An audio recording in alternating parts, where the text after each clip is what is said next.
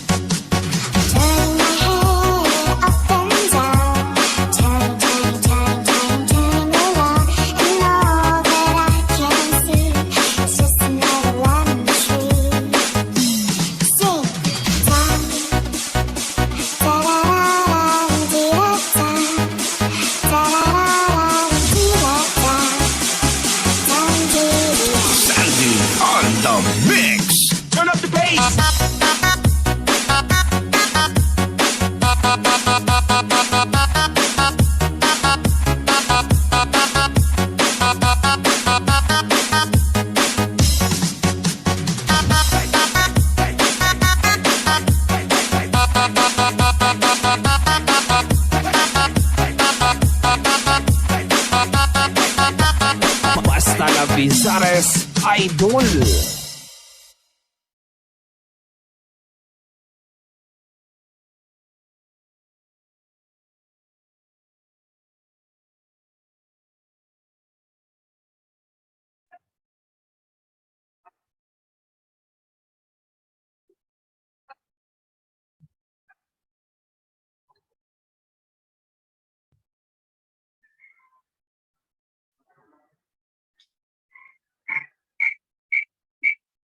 Hello? Naririnig ba ako?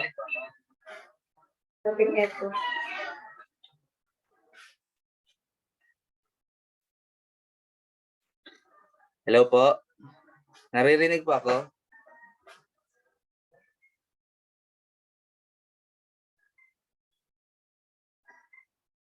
Okay po. So, good afternoon. Welcome po sa day 2 ng ating virtual training sa mathematics. At this point po, let us start with the prayer. So please rise po for the opening prayer. And after po ng prayer is the MOL po to be delivered to us by Ma'am Rowena Del Mundo.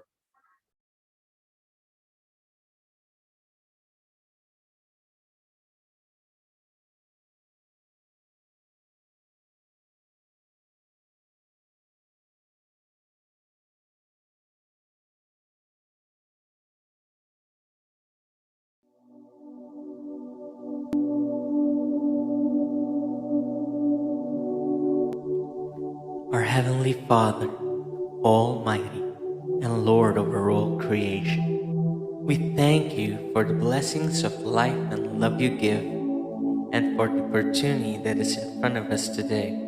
We thank you for keeping us safe amidst the troubling times.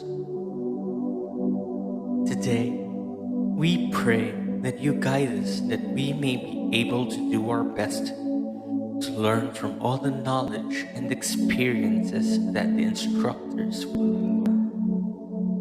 As we seek to improve ourselves, we pray that you help us see the connections of the lessons to our duties and responsibilities to maximize its benefits and its application to the delivery of our service. We pray that by your holy wisdom, we would be able to apply these things for the betterment of the quality of life for today's and future generation. We pray that you let us be open with our thoughts, that we may be a blessing to others.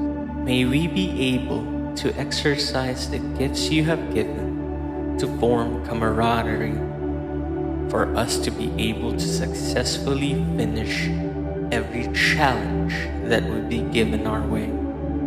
Lord, please protect us and our families from the pandemic and from any distractions for us to be able to focus solely on the lessons for the day.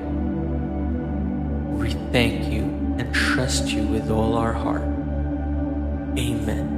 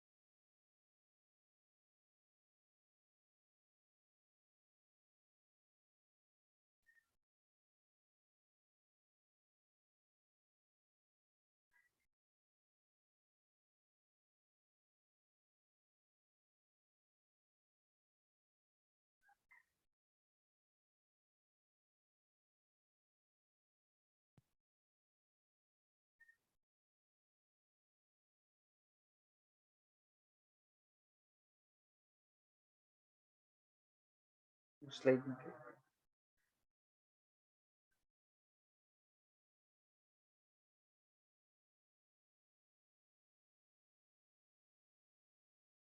Once again, good afternoon po.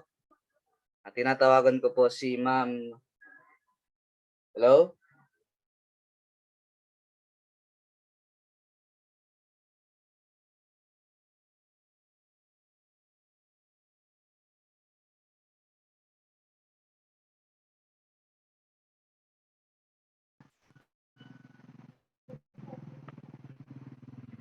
Hello, good afternoon everyone. Sir, nadadawag na po? Hello? Hello, ma'am. Okay po. Okay na po, sir. Okay po. So again, good afternoon everyone. So we are now in our second day of district virtual training on school-based alternative assessment in primary mathematics. So for the management of learning or MOL, I will give you a short recap for the activity yesterday. So the program or activity started with the opening program. The Philippine National Anthem and the opening prayer were played through PowerPoint presentation. Our school head in charge in mathematics, Sir Hobsy Namoro, gave an opening remarks and it was followed by the presentation of the participants. Next is next was the inspirational message from our dear PSDS, Sir Ernesto V. Garinga Jr., and our EPS in mathematics, Ma'am Sarah Christine P. Godoy. And it was followed by the orientation given to us by Sir Apolonio de Vera. Though there was some interruption such as sudden loss or a sudden loss of signal or internet, I can say that the activity is still successful. So congratulations everyone. And in the afternoon session, our speaker, wait na po. In the morning session, our speaker was also Sir Apolonio de Vera Jr., where he discussed the assessment and how to use the assessment in mathematics. And in the afternoon, our speaker was Emil A. Viola, our master teacher one of Bumbon Central School. His topic is all about questioning techniques and the construction of test items aligning with the school-based assessment wherein we watch a video, napaka-clear ng video presentations, but the problem is yung ating mga signal daw. Ako po nasakitan. In the morning, I wasn't able to attend titly the whole sessions, but in the I was able to attend the session. So thank you much. Sir, that is for the MOL.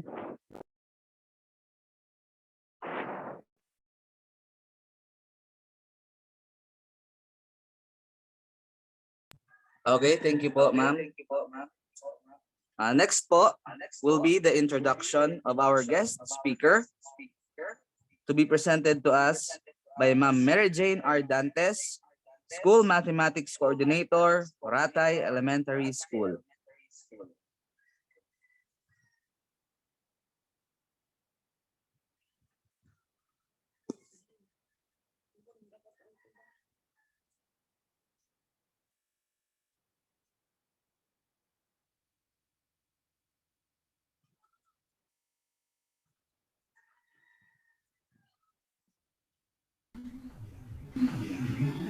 Good afternoon Good afternoon po, ma'am. to the handsome and supportive School District Supervisor, Sir Ernesto V. Garinga Jr., to the energetic school head in charge of mathematics, Sir Hob C. Namoro, to our active District Mathematics Coordinator, Sir Apolonio A. De Vera Jr., to all mathematics coordinators, and to all teacher participants, good afternoon. Our facilitator this afternoon come from the other district. She is very talented, young, and beautiful at heart. She stayed at San Roque, Calabanga, Camarines Sur.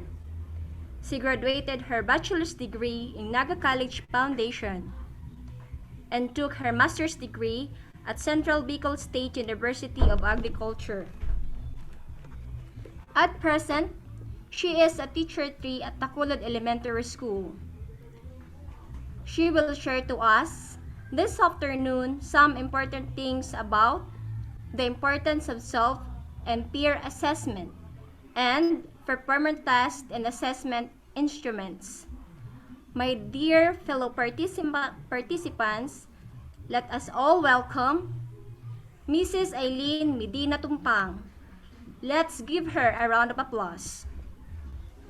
Good afternoon. Thank you for the very generous introduction, ma'am. Do I have an audio po? Yes, ma'am. Okay, thank you so much, ma'am. Okay, so my topic this afternoon po is, wait. So to the very supportive and compassionate Public Schools District Supervisor, Sir Ernesto V. Garinga Jr., to the school head in charge in mathematics, Sir Hob Namoro, to Mr. Apolonio A. De Vera Jr., the district math coordinator, to the facilitators, and to all the participants in this training, good afternoon. Good afternoon, ma'am. Good afternoon po. So my topic for this afternoon is analysis of student work and homework. So this is actually, let me share my screen, sir. Sige po, ma'am. Share your Okay na screen. po.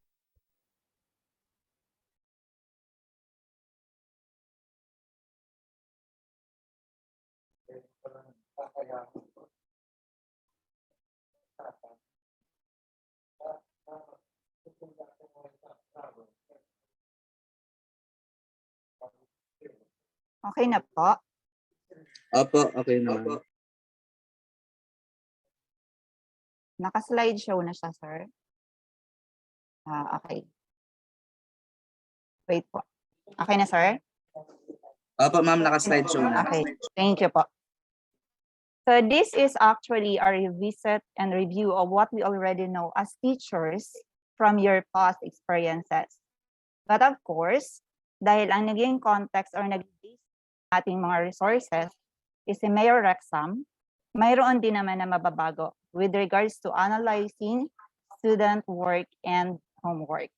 So this slides or presentation is owned by Ma'am Dayancy Cabiltes as a Mayor Rexham Scholar, one of our facilitator or speaker during the division training. So before I start with my presentation, gusto ko muna kayong kumustahin. Pwede po ba? Hello, pwede po? So walang sumasagot, siguro pwede. Okay. So using your chat box, may I request everyone to participate sa chat box po. Okay. So, hindi naman po mahirap yung mga tanong. Personal. Okay. So, my first question is, kumusta ka? So, based on the legend, here we have number 1, number 2, malungkot. Number 3, nangangamba. Number 4, umaasa. And number 5, natatakot. So you can just write your answers on the chat box.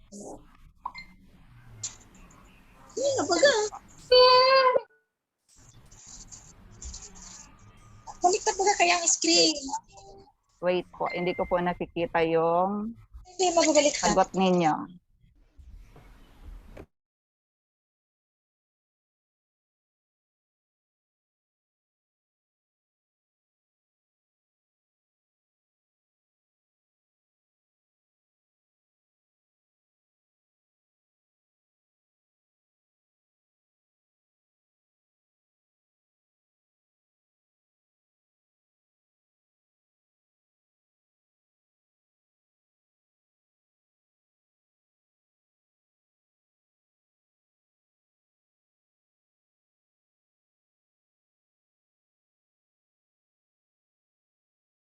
Hello po, ma'am. Pwede pong pa-open ng mic mo.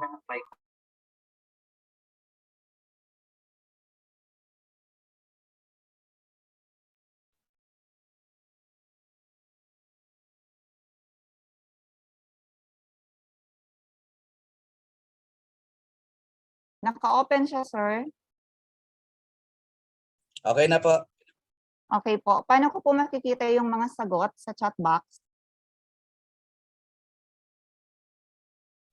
Tingin ka lang po doon sa chat. Okay, where is it? Okay po. Sige. Okay, so meron na pala dito mga sagot. Ano po? So, si Ma'am Jane, nangangamba. Bakit kaya nangangamba si Ma'am Jane? How about Ma'am Hazel? Si Ma'am Hazel, number 1, masaya. And Ma'am Arlene, number 1 din, masaya. So, halos lahat po number 1. Ano? So, meron talagang mga nangangamba, may masaya. Okay, so good to know po na halos lahat ng responses ninyo ay masaya. Okay, sunod po, ang susunod kong tanong ay,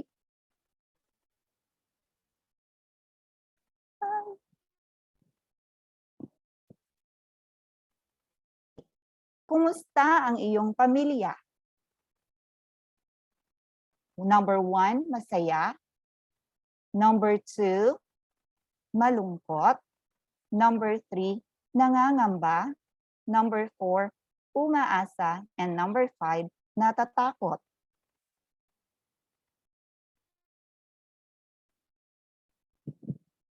Okay, tignan natin.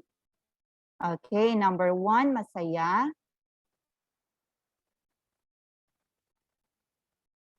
Okay, so halos lahat pa rin po masaya. Ano po, sa pangalawa nating tanong.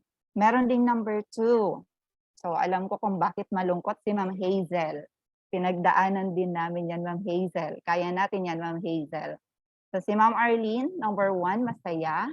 Ma'am Gemma, masaya. So halos lahat din po ay masaya. Okay. Next po. Okay, ang pangatlong tanong, kumusta ang iyong kalusugan? 1, masaya.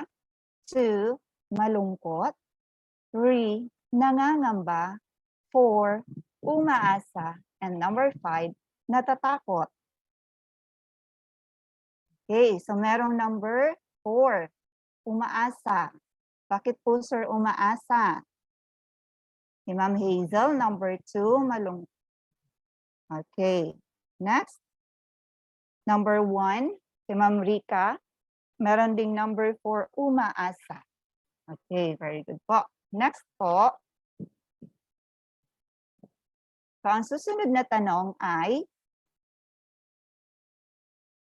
kumusta ang iyong buhay pag-ibig? Number 1, masaya. Number 2, malungkot. Number 3, nangangamba. Number 4, umaasa. And number 5, natatakot. Okay, so merong number 1. So masaya ang mga buhay pag-ibig, lalo na si Ma'am Mary Grace. Si Ma'am Maria Teresa, masaya din ang buhay pag-ibig. How about si Sir Apple? Parang number 1 si Sir Apple ngayon. Okay, so halos masayang masaya. Walang pangalan, Acer. So masayang masaya ang kanyang buhay pag-ibig. How about si Ma'am Cyril? Okay, so number 1 din, masaya. Wala ba ditong umaasa? Wala po. Okay, so walang umaasa, lahat masaya. Next po. Kumusta ang iyong trabaho? Number 1, masaya. Number 2, malungkot. Number 3, nangangamba. Number 4, umaasa. And number 5, natatakot. So, kumusta ang ating mga trabaho ngayon? Number 1, si Ma'am Hazel, masaya. Number 3, puso bago, pero lang 1 na na. Bakit kaya? Okay, then si Ma'am Glenda, nasa na yun? Nawala yung sagot ni Ma'am Glenda. Number 3, nangangamba. And meron ding number 4, umaasa. Number 1, masaya. So halos ganun din ang sagot. So bakit kaya tayo nangangamba? Ano po, siguro dahil sa dinadaanan natin ngayon na pandemic. Kaya nangangamba at umaasa tayo na sana ay bumalik na tayo sa dati. So, maraming salamat po sa inyong mga sagot. Sunod po, kumusta ang iyong bulsa? Yan, napakagandang tanong. 1, masaya. Number 2, malungkot. Number 3, nangamba. Number 4, umaasa. And number 5, natatakot. Ano kaya? Kumusta kaya ang mga bulsa? Okay, so may number 4, umaasa. Bakit po umaasa? Dumating na ang sahod. Wala pa tayong sahod. Ano po? So may number 3, nangangamba kasi baka ang laman ng pitaka ay pang isang linggo na lang or isang araw na lang. Okay. So, yan, may number 2 and number 5, malungkot at natatakot. Bakit kaya, Ma'am Arlene? Malungkot kasi mauubos na, natatakot kasi baka wala nang panggastos. Okay. So merong number 5, number 2, and number 4. Umaasa. Marami yung number 4 na umaasa. Ano po? So marami ding nangangamba. Ako nangangamba na din kasi paubos na yung budget. Okay. So maraming salamat po sa inyong mga sagot. So thank you so much for your responses for this activity. So now let us start. Okay. Okay po. Sa ating pong kabisihan bilang mga guro, kaliwat kanan ang webinars, reports, printing of modules. Nakakapag-focus pa ba tayo as teachers with regards to analyzing student work and homework? So, in analyzing students' work and homework, of course, we have to identify first what kind of work and homework ang i-analyze natin. Is it diagnostic? Is it formative? Or is it summative? So magkakaiba ba ang process natin sa pag-a-analyze ng mga outputs ng mga estudyante? Depende ba sa type ng assessment? Magkakaiba rin ba ang ating pag-a-analyze ng kanilang work and homework? So please look at the slides. What have you noticed po doon sa mga diagnostic, formative, and summative tools na merong dalawang asterisk? Do you have a general observation with regards to that? Ang mga may asterisk po are discussion board responses, interviews, reflection journals or sketchbooks, informal presentations, portfolios, ongoing, project phases submitted over time, critics, and portfolios culmination, performances, rubrics, or essays, and capstones projects. Do you have any idea po? What makes them different from the rest of this assessment? Okay, sino po may idea? Ano kaya ang pagkakaiba ng may mga dalawang asterisk na yan dun sa walang asterisk? Is it okay po if I call somebody? Sir Apple? Okay lang po ba na tumawag ako sa participants? Okay, so ang nakikita ko po sa screen ko ay si Ma'am Marilu. Hello, Ma'am Marilu. Hello po.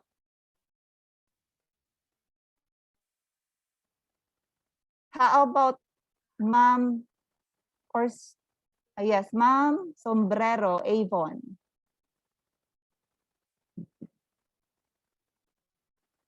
Please feel free po to share your insights. Okay lang naman po kahit anong sagot natin. How about Ma'am Maria Teresa po?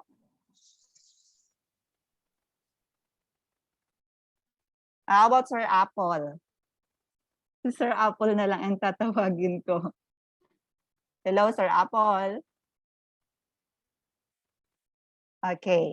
So, siguro mahina yung audio, ano? Okay. So, those examples of assessment with asterisk are subjective or more personalized. These assessments or support ng student na also support din ng teachers with regards on giving feedbacks, and these assessments are called authentic assessment. Authentic assessment po ang tawag dyan sa may mga dalawang asterisk na po. Okay, so next, what is an authentic assessment? What is the idea po about authentic assessment? So from the word authentic, in this kind of assessment, students are given the opportunity to apply what they learned in class to a real-world situation. They use real-world applications in which students are asked to be active participants in performing, creating, or producing something. So often, teachers are interested not only in the products of the learning, but also in the processes that students use to prepare such products. So before we discuss, how can we assess this kind of assessments? Before we discuss the different types of assessments, authentic assessment, how can we assess this kind of assessments? Okay, so the alternative for this authentic assessment, let me do some of this kind of assessment. Let's have some recap with regards to portfolio compilation. So the first one is portfolio assessment. So we teachers are very much familiar with this. We contextualize this in the new normal since marami naman tayong alternative aside from sa physical portfolio. So ginawa din natin yung RPMS. So meron tayong e-portfolio. So our learners can also have this e-portfolio when needed, or they could just use Google Drive, gaya ng mga ginagawa natin, only if they have their own gadgets and internet connections. So when we say portfolio assessment, it is based on a purposeful collection of student work that is intended to show change over time. So yung portfolio, yung portfolio have different types. Ano po? And it depends on the purpose of the portfolio that we want to achieve. So the portfolio may include samples of student work, usually selected by the student or by the student and teacher during individual student conferences to represent learning. So nung meron pa tayong face-to-face, did we manage to really look into individual work of the students? Nagawa po ba natin yon? And ask which among these work can be input in their portfolio?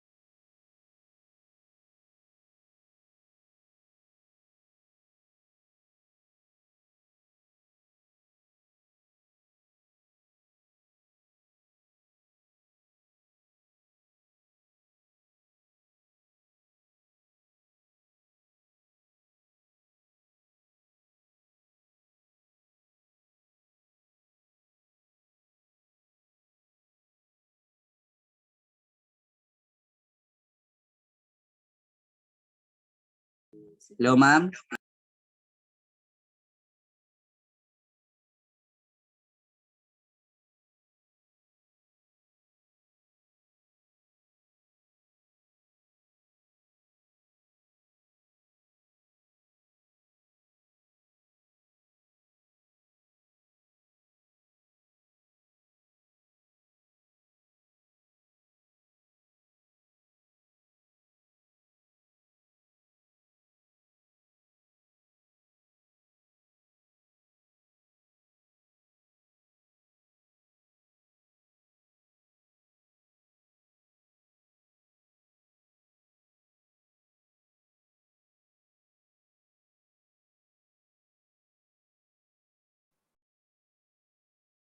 Okay na po. Ma'am, share screen ka po ulit. Okay, nawala po. Opo. Wait po. Sorry, nawala siguro yung connection.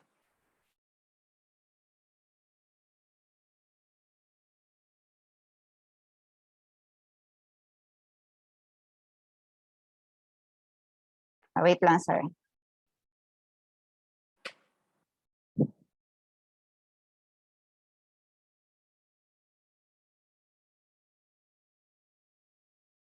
Oh. Naka-join ako, sir, pero hindi ko ma-share. Wait po. Okay, share screen ulit. Wait lang po.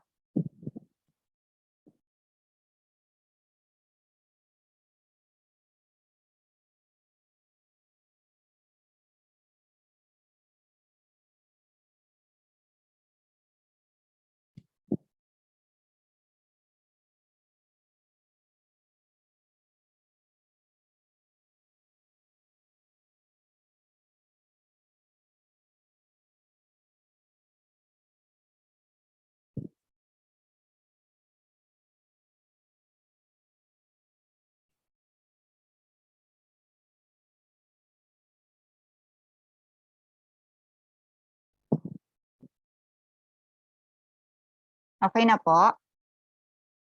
Opo, ma'am. Naka-share screen na po. Okay, saan ako, sir, naputol? Saan tong part ng slide?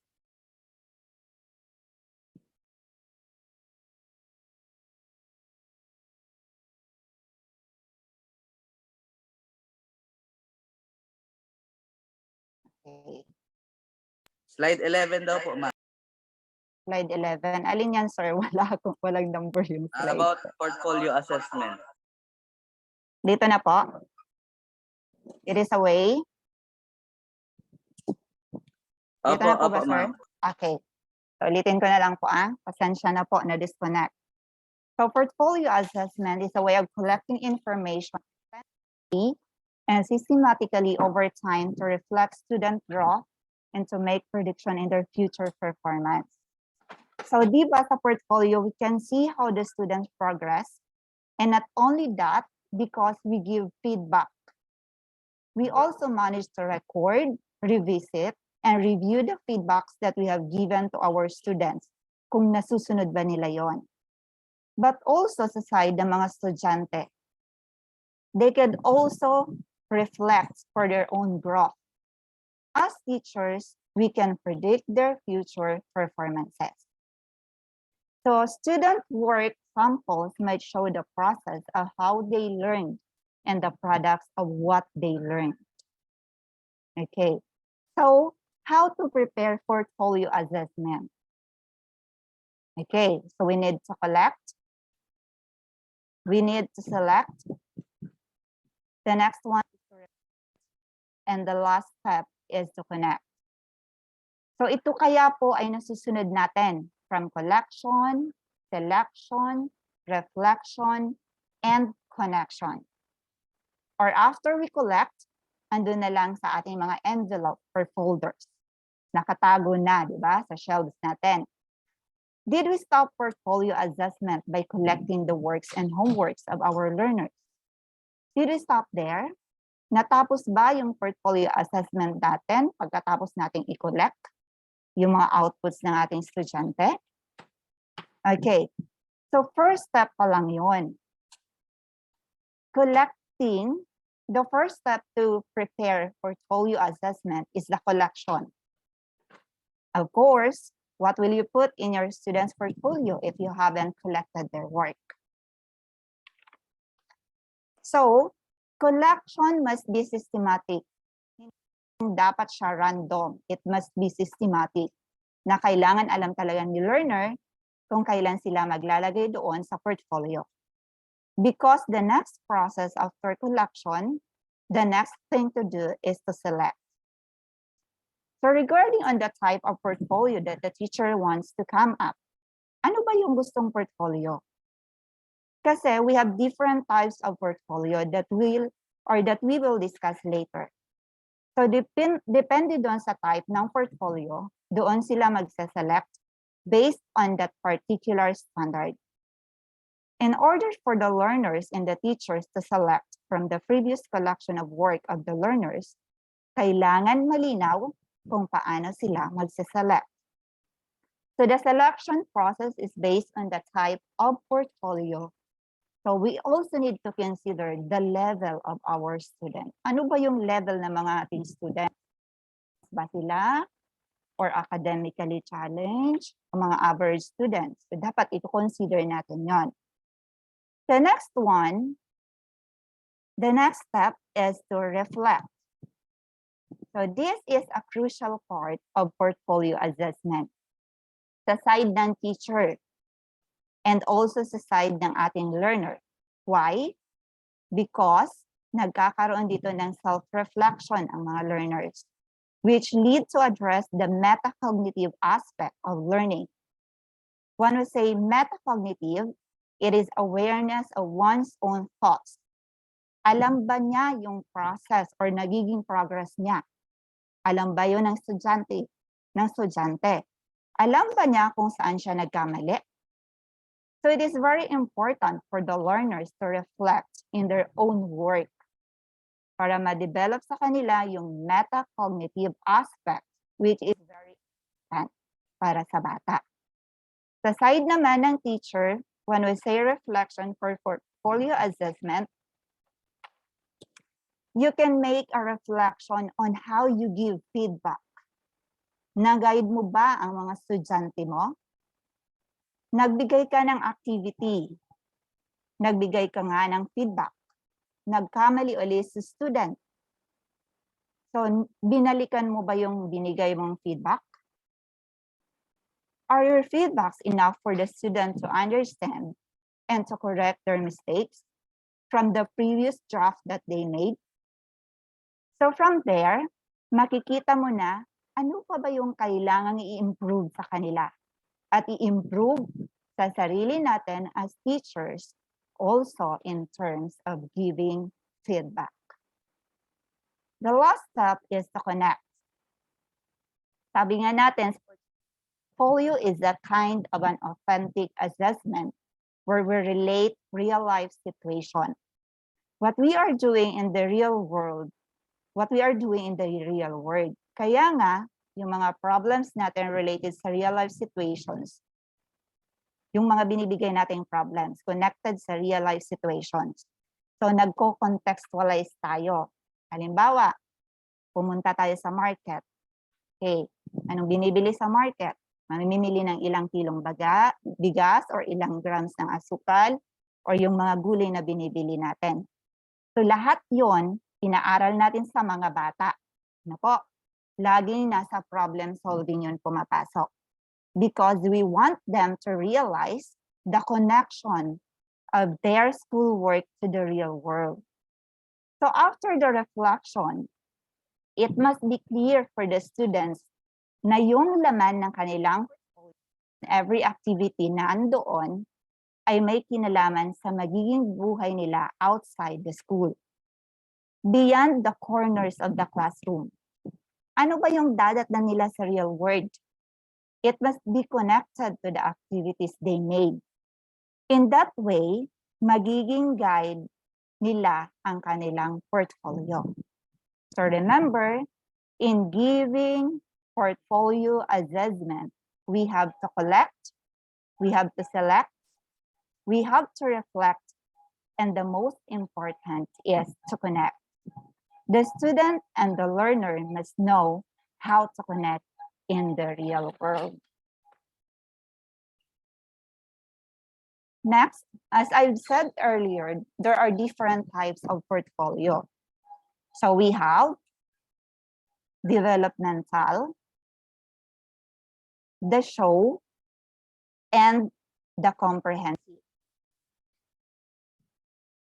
So as you can see from these three types of portfolio, you can now guess what kind of portfolio is that. What is developmental, what is show portfolio, and what is comprehensive portfolio. Any idea po about these three types of portfolio?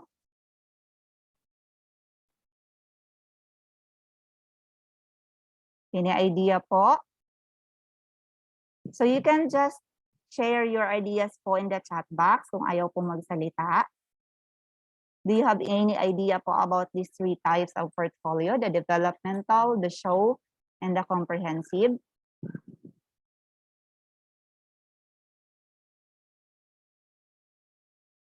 Okay, so wala pong chat. Walang pumapasok sa chat. Okay, so let us continue po.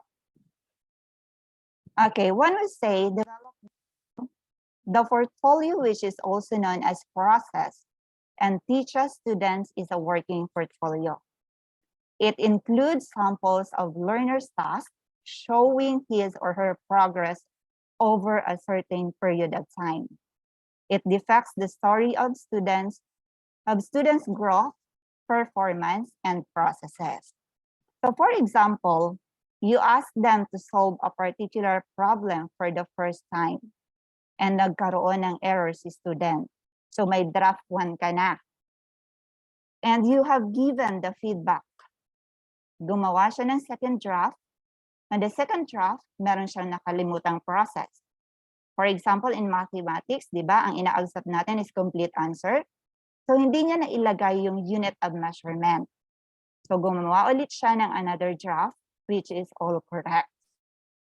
So as you can see, you can put these three drafts sa kanilang portfolio na developmental. So that means, that in the development, that means the development of the learner is visible in that particular portfolio. You can see the progress of the students. Makikita mo din ang progress mo as a teacher. Nako, in terms on giving feedback.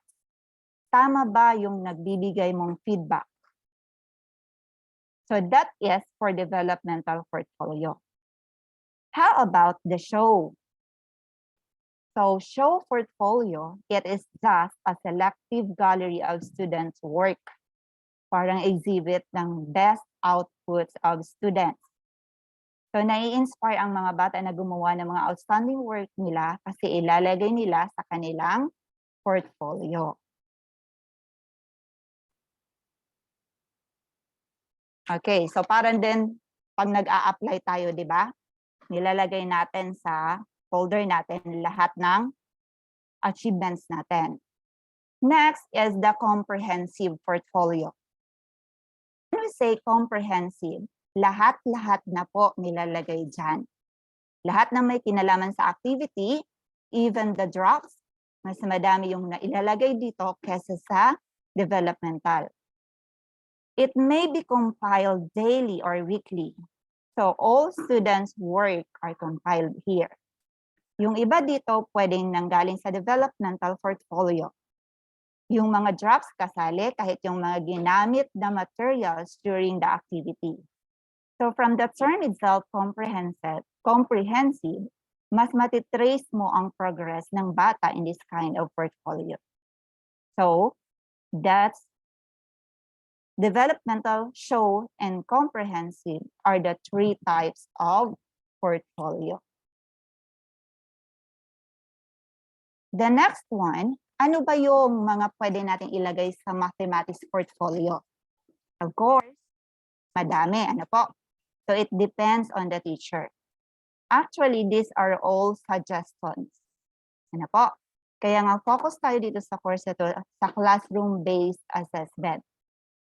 Because it depends on the teacher and the learners inside the particular classroom. My assessment in my classroom may not be applicable to the assessment of other sections. So it's up also to the teacher what kind of assessment are they going to give. So here are some of the examples. First one, pwedeng open-ended questions or a report of group project. Papers that show the students' corrections of errors or misconceptions. So this one is very important. Na po, kasi kapag hindi na natin nabigyan ng feedback, yung mga estudyante, ano na ang babalikan. So dito nabibigyan ng emphasis ang essence of feedbacking among the learners. Next is work from another subject area. It can be problems posed by students. It can be excerpts from students' daily journals, art projects, pwedeng a book review, a mathematical autobiography and mathematical research, and teacher's description about the student understanding of a particular mathematical concept. So these are all examples of activities that you can input in your mathematics portfolio. Another example of authentic assessment is the journal writing. So are you familiar po with the journal writing? Siguro halos lahat naman tayo journal writing. Reflective journals are an excellent way to evaluate student learning, an effective way to gather insights into student attitudes. It is a practical format to enhance student-teacher communication. That is according to Robinson. So I want to highlight student-teacher communication because the reflective journal must not only reflect the thoughts of the learners, but also the feedback of the teacher as well. So napaka-useful nito po kasi reflection siya. So here, makikita mo ano ba yung nararamdaman ng mga estudyante. It can be more on behavioral, pwedeng more on behavioral yung makikita dito. Ano ba yung nararamdaman ng mga bata habang ginagawa yung activity? From there, you can see what kind of activity have you given. Also, in journal writing, nai-aid natin minsan ang mga batang nahihiyang magsabi ng kanilang saloobin. So one of the advantages of journal writing is that they can actually write their thoughts. mas naging accurate ang assessment ng teacher kasi sila mismo yung nakakabasa. Ano po? Meron kasi tayong mga estudyante na hindi sila pala salita, pero alam nila. Ano po? So, magaling sila. Okay. So, maganda po yung journal writing. Na-express nila kung ano yung gusto nilang sabihin. So, what are the advantages of journal writing? The first one is it provides an aid to our memory. Siyempre, nakasulat sa journal, so mas madaling balikan. It provides a basis for creating new perspectives. It creates a framework to explore relationships and arguments between ideas. It enhances critical thinking skills. So pag gumagawa tayo ng journal, so nagagamit natin yung critical thinking skills natin. It also provides psychological or emotional advantages. Why? Kasi nai-express natin kung ano yung gusto nating sabihin, kung ano yung nararamdaman natin. Na po, so nare-release natin yon. Next, it provides support for self-directed learning activities and provides a way, to practical way to understand books and articles. Okay, let us move on interview. So dito makikita mo sa mga bata, pag tinanong mo sila personally, totoo yung kanilang nararamdaman, na-i-express nila yon.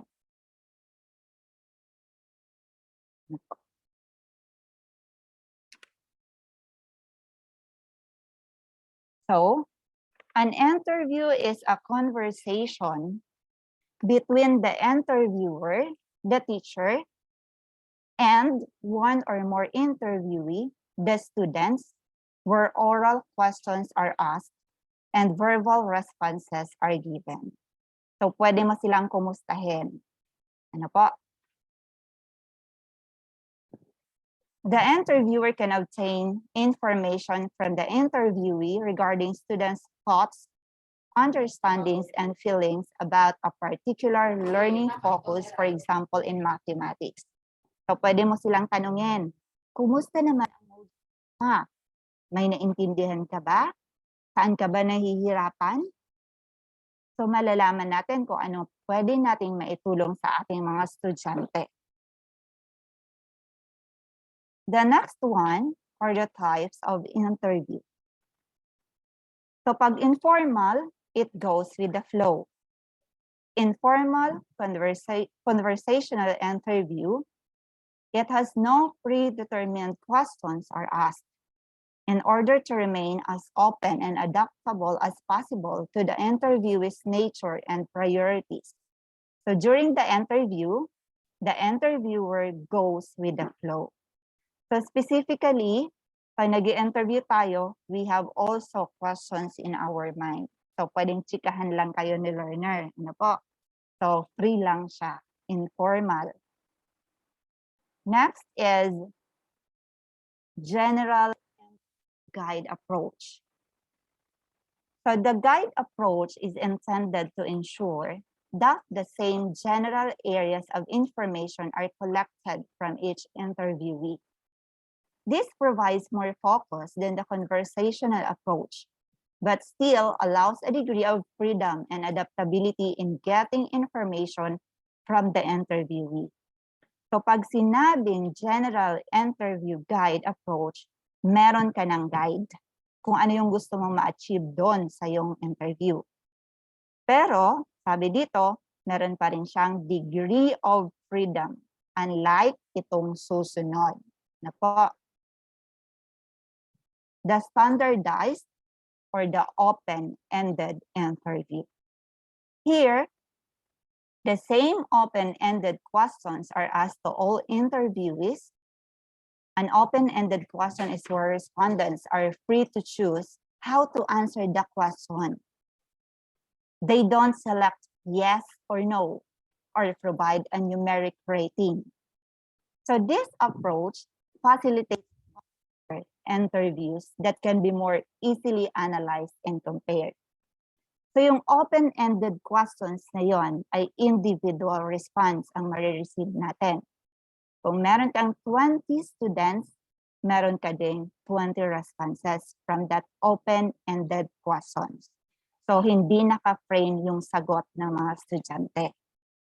Unlike naman yung susunod na closed, fixed, response interview. For all interviewees are asked the same questions and asked to choose answers from among the same set of alternatives. This format is useful for those not practiced in interviewing. So dito nakalagay na yung sagot nila. Ano po? Meron na silang options. Wala na silang freedom to express more. Mas madali din itong i-interpret. So those are the types of interview.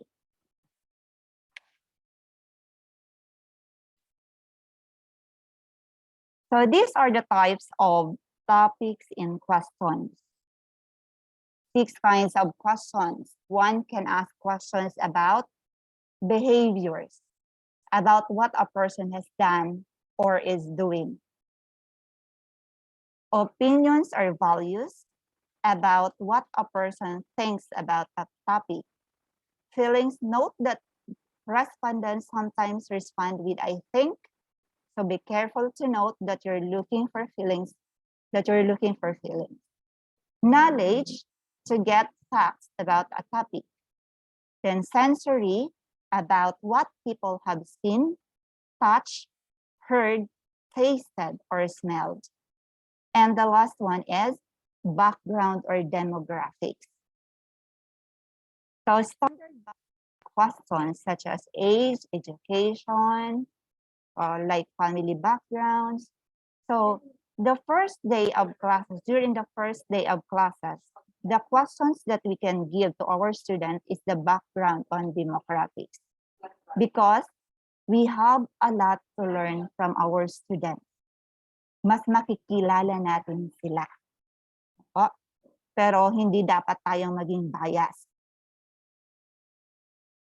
Next, reflection.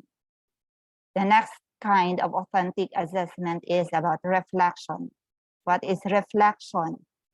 An active, conscious process, very personalized, thoughtful and purposeful activity to gather information or knowledge so that an individual can evaluate, understand, and learn from experience to enhance his or her practices. So it's all about our own thoughts. It's not rigid. Ano po? So upon writing the reflection, magkakaroon na agad ng insight si learner about his or her progress. Si teacher din, magkakaroon ng insight, magkakaroon na din si teacher ng insight,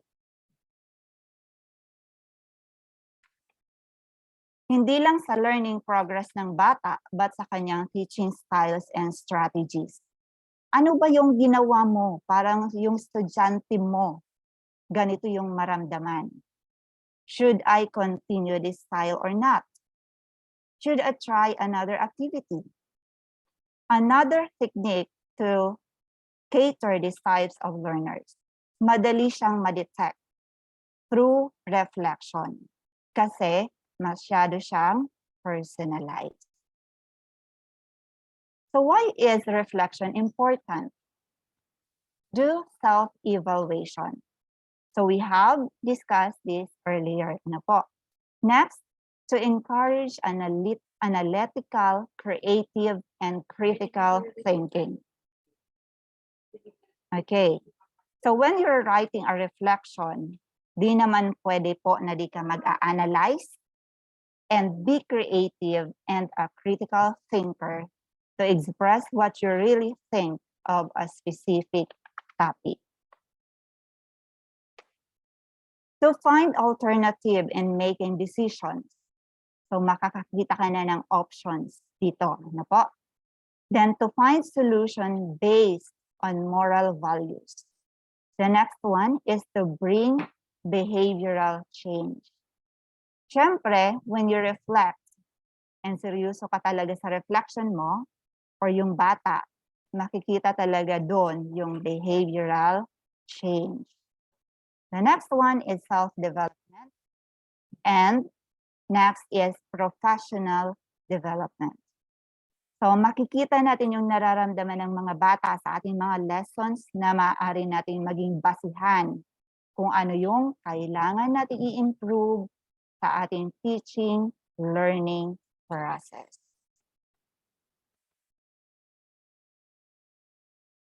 So guiding questions for student understanding or quality of student work. Okay. So since focus sa classroom assessment ang ating course, it is more personalized on the part of the teacher. These are only guides. But what does the student understand? What misconceptions are present? So this is very important kasi dapat alam natin kung ano yung di natutunan ng mga bata. Dito tayo magbe-base kung ano ang kailangan nilang gawin upang maunawaan natin ang particular lesson or maunawaan ng mga bata ang particular lesson na yon. Is the work that students produce good enough? What is good enough? As teachers, we should have the standard of what is good enough. Okay na ba to? May hinahanap ka pa bang iba? So dapat sa una pa lang, the objectives must be clearly stated. For the learners, must understand it first para alam nila ano ba yung good enough para kay teacher. What do students need to do to meet the standards or to improve on their work? Ano ba yung kailangan ng mga bata para ma-achieve yung standards na binigay ni teacher? Baka naman sobrang taas na ng standard ni teacher. Depends, our standards should depend also on the level of our students. What does the work tell us about how well the students understand the topic of the assignment? Are any patterns evident? Meron bang pagkakapare-pareho yung gawa ng mga bata? Kasi pag may pagkakapare-pareho yung gawa ng mga bata, for example, may mali dun sa process ng understanding nila na hindi masyadong nalinaw ni teacher. So may factor tayo doon. Ano po? So malaki yung factor ng teacher. How does this work demonstrate growth from students' previous work? Ano yung essence ng current activity na to? Ano yung natutunan from their previous work? Next, for the students, which students are making it? Which students are not? Sino yung nakakagawa ng pinapagawa mo? Sino yung hindi? Because it is very important for teachers to identify this kind of students, to give response doon sa mga batang di nakakasunod para sabay-sabay silang matuto, walang maiiwan. Ano nga yung sabi? No one should be left behind in terms of education. To what extent are the students challenging themselves? In what ways? Is the problem you have given easy enough for the learners? Kung mga advanced yung learners mo, napakadali naman yung binigay mo, so maboboring na sila. You also have to assess that. Ano po? So para laging nakadepende sa level ng ating mga estudyante. Next, what characteristics of the student might have influenced this performance?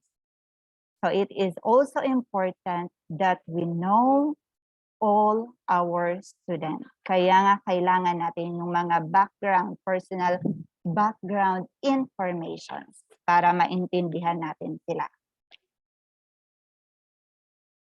Okay, next. What conditions What do we know about the student learning style? So it is also important to know their learning styles. What conditions may have affected this performance? For example, time of the day. Na po, example, pinagbasa mo at 1 o'clock ng isang story. Ano po? So we have to be conscious with regards to that. So ano kayang mararamdaman ng estudyante? Matutulog na siya at 1 o'clock. Ano po?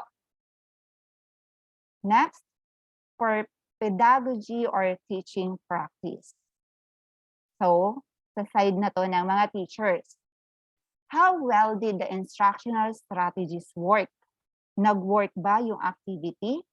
Yung pag-deliver mo ng lesson? Naintindihan ba ng mga estudyante? Or iilan lang ang nakaintindi? Ano po? What kinds of instructions support high-quality student performance? Of course, you have to know your students, their learning style. How can instruction be modified to improve students' understanding of the topic? So we also need to know the level of our students for us to adjust the level of activities that will fit them or that is suited to them. What has worked in the past with the student? So we should also ask the previous advisors of our pupils to know them better. Next, what can we do to make all the students successful? Ano kaya yung pwede nating gawin para walang maiiwan? Okay. So how can student growth be supported more effectively? So these are all guide questions with regards to pedagogy or teaching practice. Next is for assessment. The first one is, how well did this assignment work in giving us information about the student's understanding? Yung particular work ba na yon, nakapagbibigay ba talaga ng sapat na idea about student? What do the students' responses indicate about the effectiveness of the assessment? How might the assessment be improved? Ano naman sa tingin ng mga estudyante? Effective ba yung mga ginawa mo or hindi? Diba? Then what issues or questions are the students focused on? What aspects of the assignment intrigued the students? Saang particular area doon medyo na-arouse yung kanilang interest? Next, 1 or 2 steps. What will be 1 or 2 next steps based on the analysis of data? After you analyze, what will be the next thing that you are going to do? Data na lang ba yun? Ano na bang gagawin natin doon susunod? Okay. Next, how do you want to share the results with students? Feedback that is timely, the sooner the better, has the most payoff. The more specific the feedback, the most learning occurs. So feedbacking is our weapon in terms of assessment because giving feedback becomes essential if it is timely. Okay. So for the conclusion, assessment for learning is about feedback on teaching and learning and using that feedback to further shape the instructional process and improve learning. Feedback to teachers enables them to focus their instruction. Feedback to students enables them to monitor and improve their learning. So that is how important is feedback. So that ends my presentation for this session.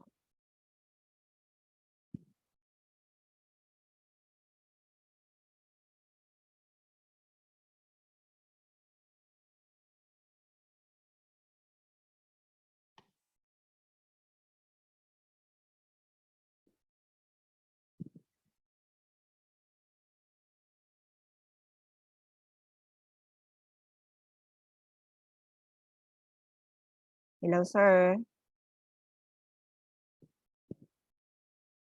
Yes po, ma'am. Thank you very much Okay na po. po.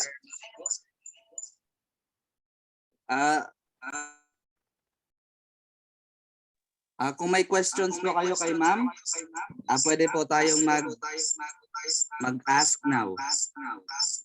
Okay lang po ba, ma'am? Po. Kung may questions po ang ating participants, Okay, pwede sir. po silang magtanong sa iyo.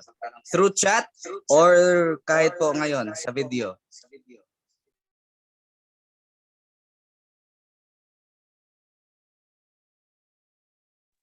Wala na pong question?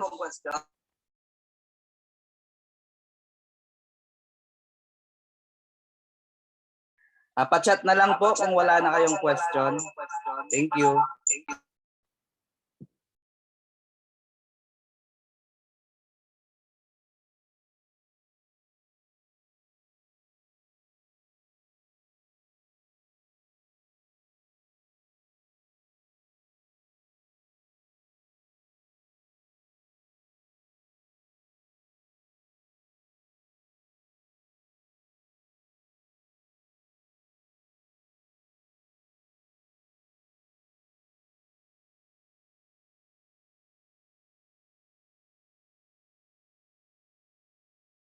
Okay po, kung wala ng question, thank you very much, Ma'am Eileen. Okay. Thank you so Pwede much po bang po for the mag-open cam tayo participation. para sa picture taking? Sige po. Later.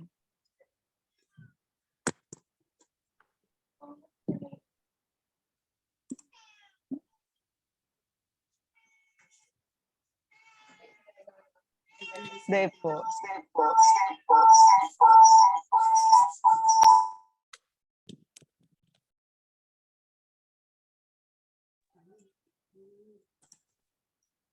Okay po. Ready? 1, 2, 3.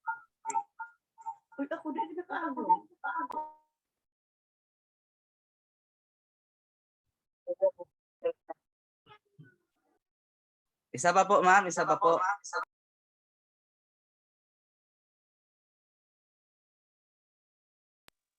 Okay po, ready?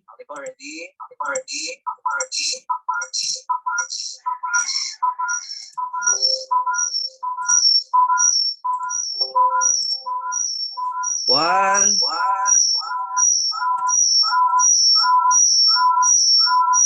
1, 2, 3. Okay. Thank you very much po, ma'am.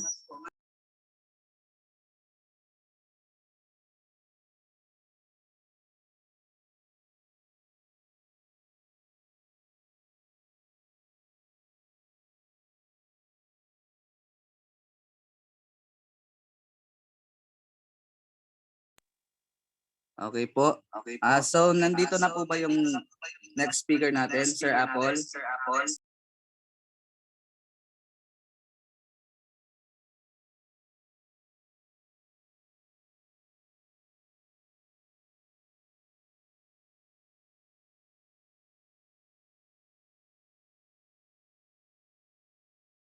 Hello, sir?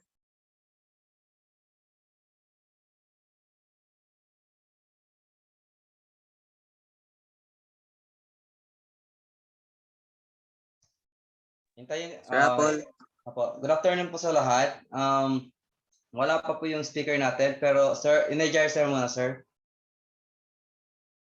Okay po. Okay, Basta po magbalik ka na, sir. Sige po. Katurog-turog ako ay.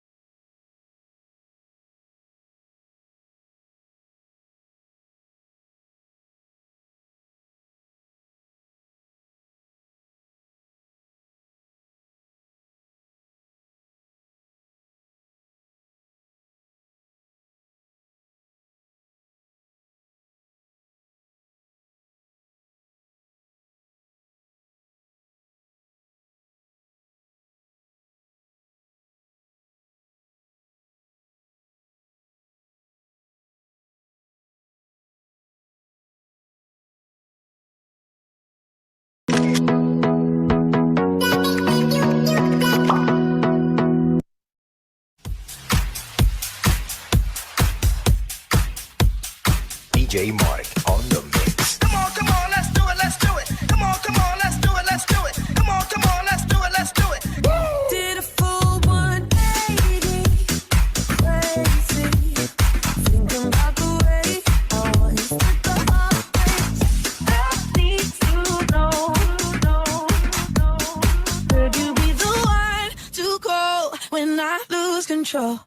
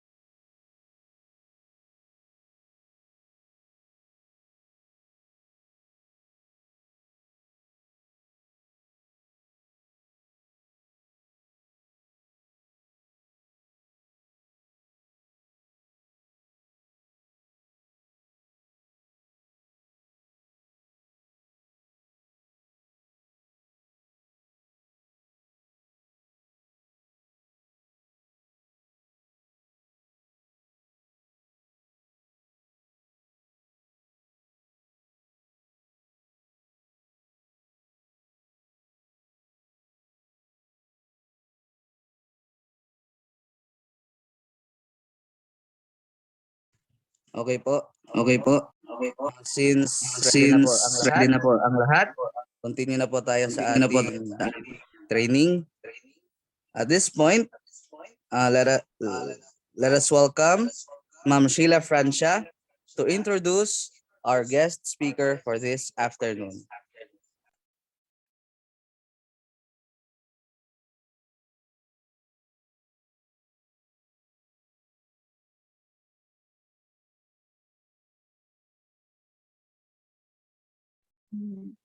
Hello.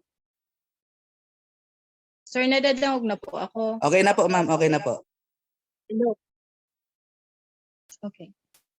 To our Public Schools District Supervisor, Mr. Ernesto Vigaringa Jr., to the School Head Mathematics in Charge, Mr. Hob Namuro, to our District Math Coordinator, Mr. Apolonio D. De Vera, to all School Math Coordinator of Cluster 1 to 4, to all participants, good afternoon.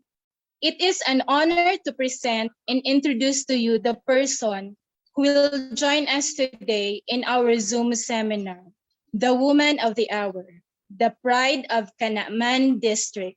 She is a resident of Dinaga, Canacman, Camarines Sur. She enrolled and finished her grade school at Bahi Elementary School, her secondary education at Naga College Foundation, and tertiary education at Universidad de Santa Isabel. She managed and pursued her graduate studies in the same school. She had a 10-year teaching experience both in public and private schools. Her employment experience had proven her worth as an educator. At present, she had been working at Canacman Central School, a Master Teacher 1, and the District Mathematics Coordinator. Friends, without further ado, join me in welcoming Ma'am Judeline P. Herona, a virtual applause for her.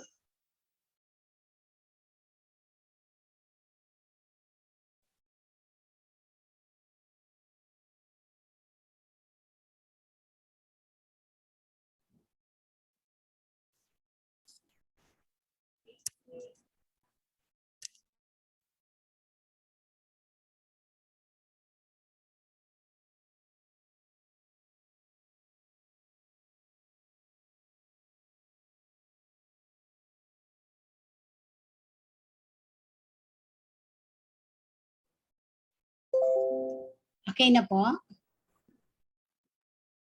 Okay na po. Okay, so good afternoon, my fellow educators in Camarines Sur. So thank you, Ma'am Sheila, for your introduction. Okay, thank you also, Sir Apple, for inviting me. And to our Sir Christian, thank you for your effort to make this very realistic. Okay, so once again, good afternoon, Calabanga East District. So the topic that is assigned to me is the role of assessment in developing students' motivation for learning. Okay, so I know that every one of us is very good na in giving the assessment to our students. And during this pandemic, I know that every one of us, kumbaga, we make different strategies. How are we going to make a progressive assessment for our students? And I believe ang Calabanga matitibay man talaga dyan. Kaya lang, for today, I'm just going to refresh the role of assessment. Paano ba natin talaga maa-assess ang natutunan ng bata para sa atin? Ano? So there are more questions that we're going to answer after we have done with this training. Okay, so last September 22, we had a training about this concept. And for today, I just like to share it with you. And together, we will watch at the same time, at the end of this video, we will see and compare nasaan na kita after we've gone through with educating our pupils in terms of the assessment. Okay, pwede ko na po i-share, Sir Christian. Okay po, ma'am.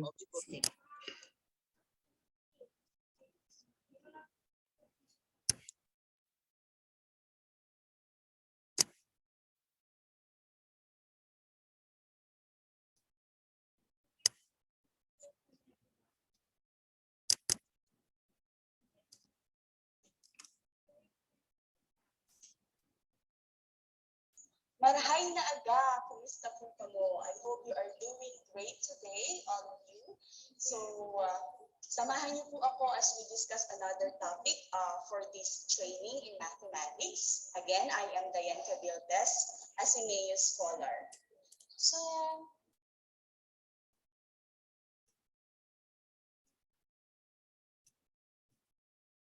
Wala po. Wala po, ma'am. Wait lang po.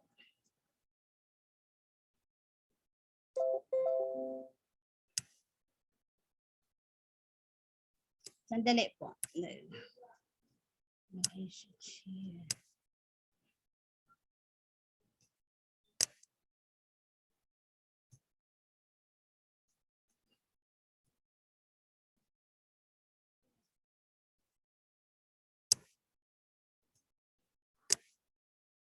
Bakit?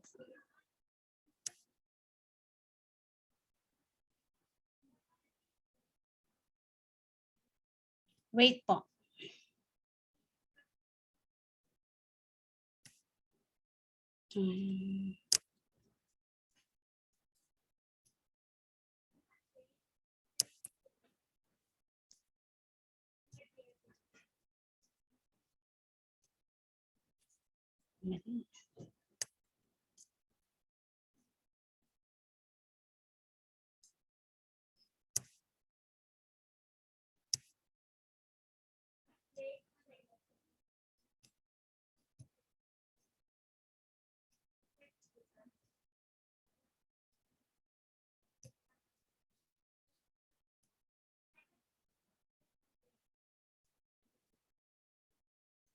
Bakit hindi nag-play? Share. Dali lang po. Sorry.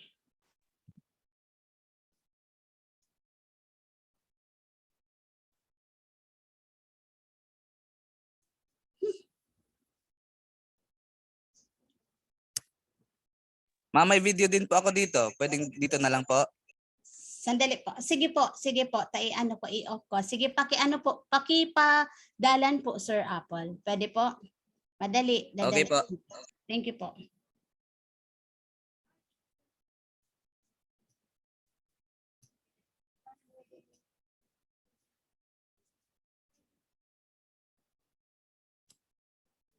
Ay.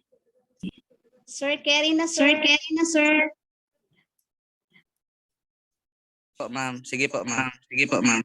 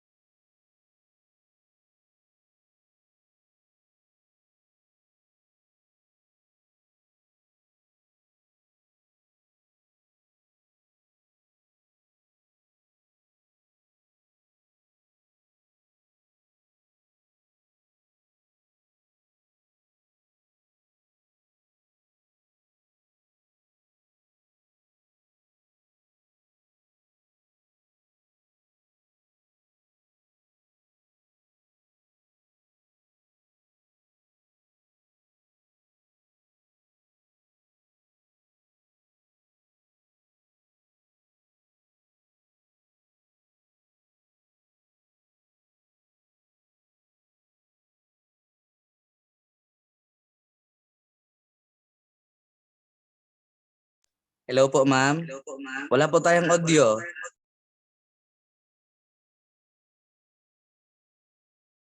Mayor Rexon. So, let us start. Meron na, sir. Okay na po. See assessment for learning tools. I'm going to introduce to you a lot. Okay, as you can see in the list, but don't worry, I won't discuss all of it, but instead, I think Sir Ruben may give you the whole presentation so that you can cope, with all of this assessment for learning tools. So I will share just a few of this, para sa ating, yung pakasya lang sa ating oras ngayong umaga. So let me give to you The first one. So students write questions. The classroom could have a question box where students drop questions at the end of the lesson. So, or a plenary could involve students writing questions that the class then work on together or forms the basis of the next lesson. So, maglagay lang po kayo ng box dyan, balitan lang natin ng maayos kung pwede, no? So, in the new normal, siguro ito ay maaaring ibigay sa atin ng bata through different platforms such as our Facebook Messenger, or they could email us, or they could ask their questions, or during our online kumustahan if you have one. So I think that's some of the avenues where the students can ask their questions, through writing. So what could they write, no? In this kind of assessment that we are going to give them?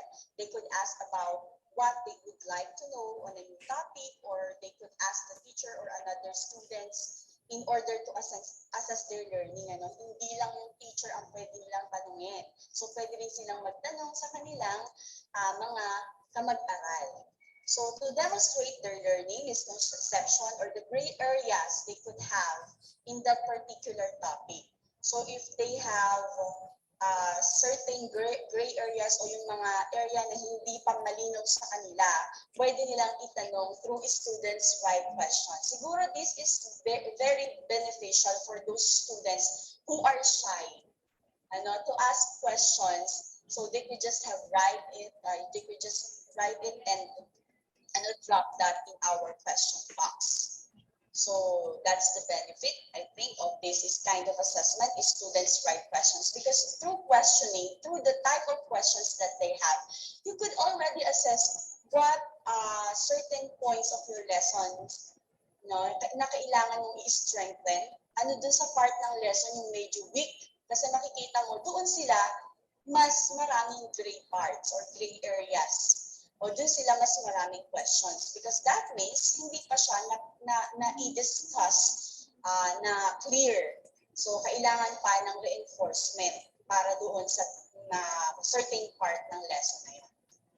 So the next one is the student ask questions. Kung isa written dito, they could just ask it orally. So this creates opportunity for students to ask questions. This could be of their peers, of the teachers, or as a means to develop discussion.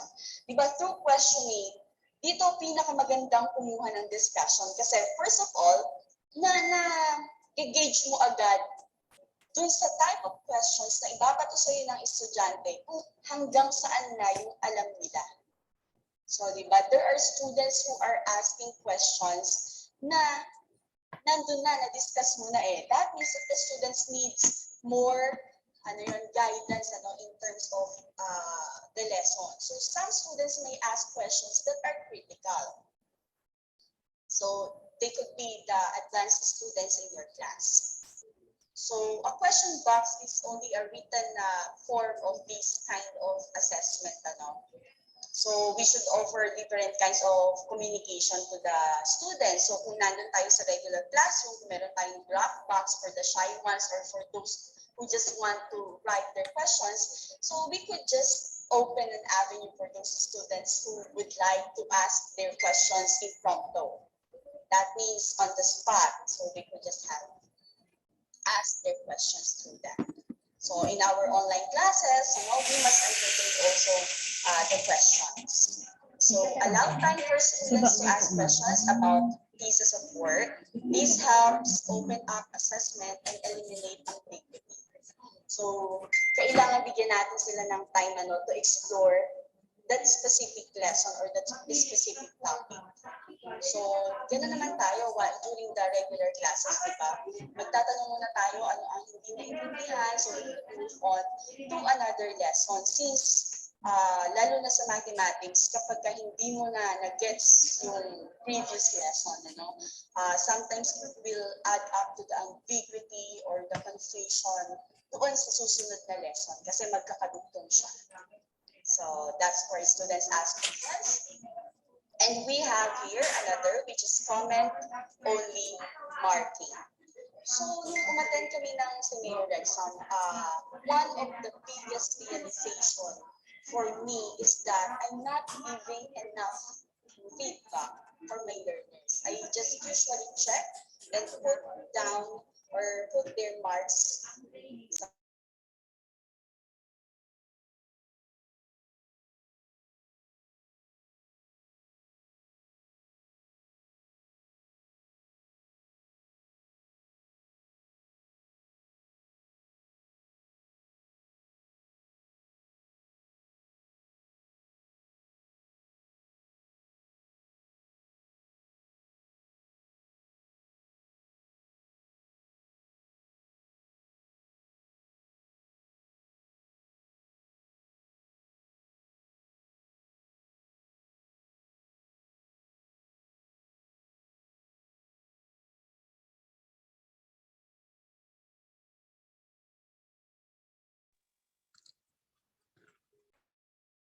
Hello po, ma'am.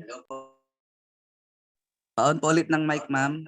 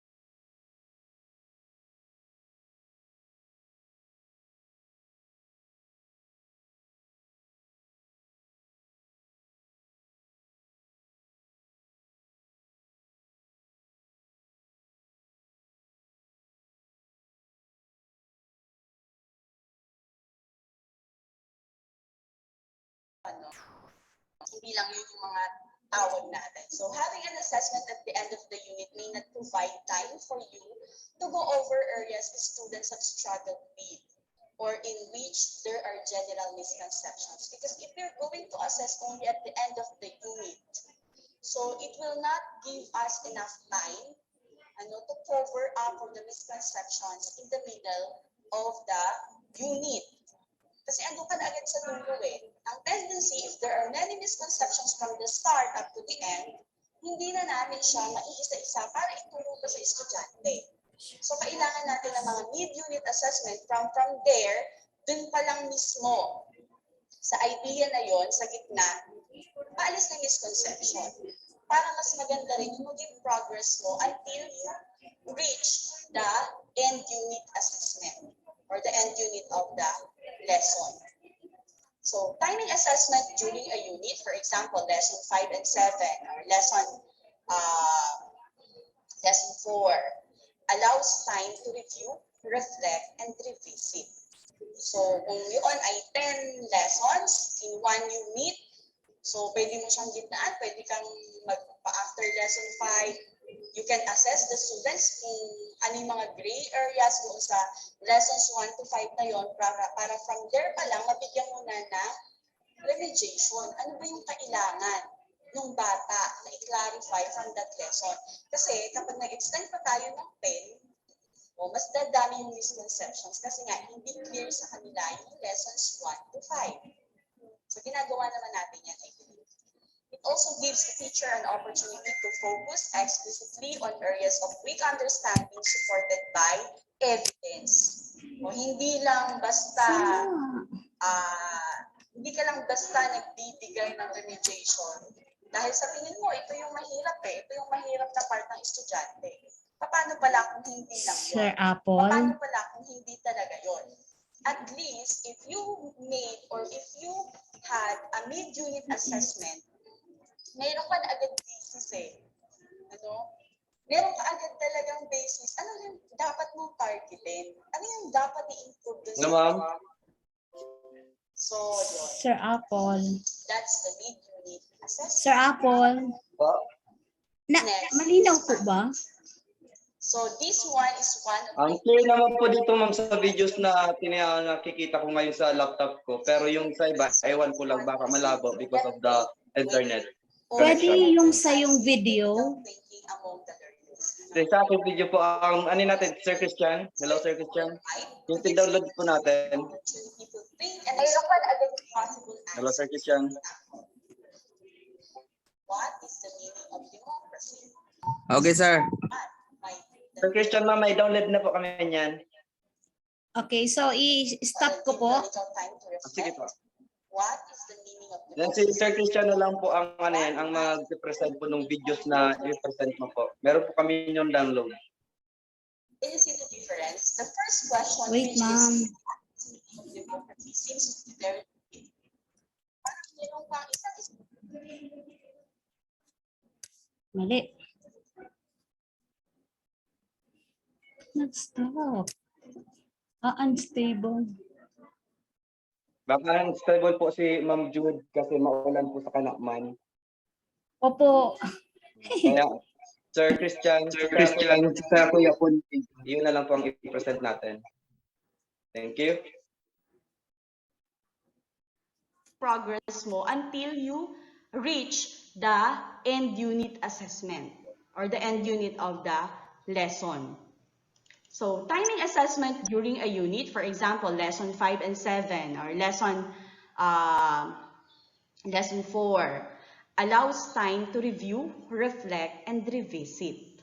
So, kung yun ay 10 lessons in 1 unit, so pwede mo siyang gitnaan, pwede kang after lesson 5, you can assess the students kung ano yung mga gray areas doon sa lessons 1 to 5 na yon para from there pa lang, mabigyan mo na ng remediation. Ano ba yung kailangan nung bata na i-clarify from that lesson? Kasi kapag nag-extend pa tayo ng 10, mas dadami yung misconceptions kasi nga hindi clear sa kanila yung lessons 1 to 5. So ginagawa naman natin yan, I believe. It also gives the teacher an opportunity to focus explicitly on areas of weak understanding supported by evidence. O hindi lang basta, hindi ka lang basta nagbibigay ng remediation dahil sa tingin mo, ito yung mahirap ito yung mahirap na part ng estudyante. Paano pala kung hindi lang yon? Paano pala kung hindi talaga yon? At least, if you made or if you had a mid-unit assessment, meron ka na agad basis Meron ka agad talagang basis. Ano yung dapat mong targetin? Ano yung dapat i-improve dun sa bata? So, yon. That's the mid-unit assessment. Next is might. So, this one is one of my favorite dito sa assessment for learning tool. Because I think this is simple yet creative way of exercising critical thinking among the learners. So when questioning, insert the word might to give students greater opportunity to think and explore possible answers. For example, what is the meaning of democracy? What might the meaning of democracy be? So I'll give you a little time to reflect. What is the meaning of democracy? What might the meaning of democracy be? Can you see the difference? The first question, which is, what is meaning of democracy, seems to be very stiff. Parang meron kang isang specific answer from a particular book or particular author that you need to give the teacher.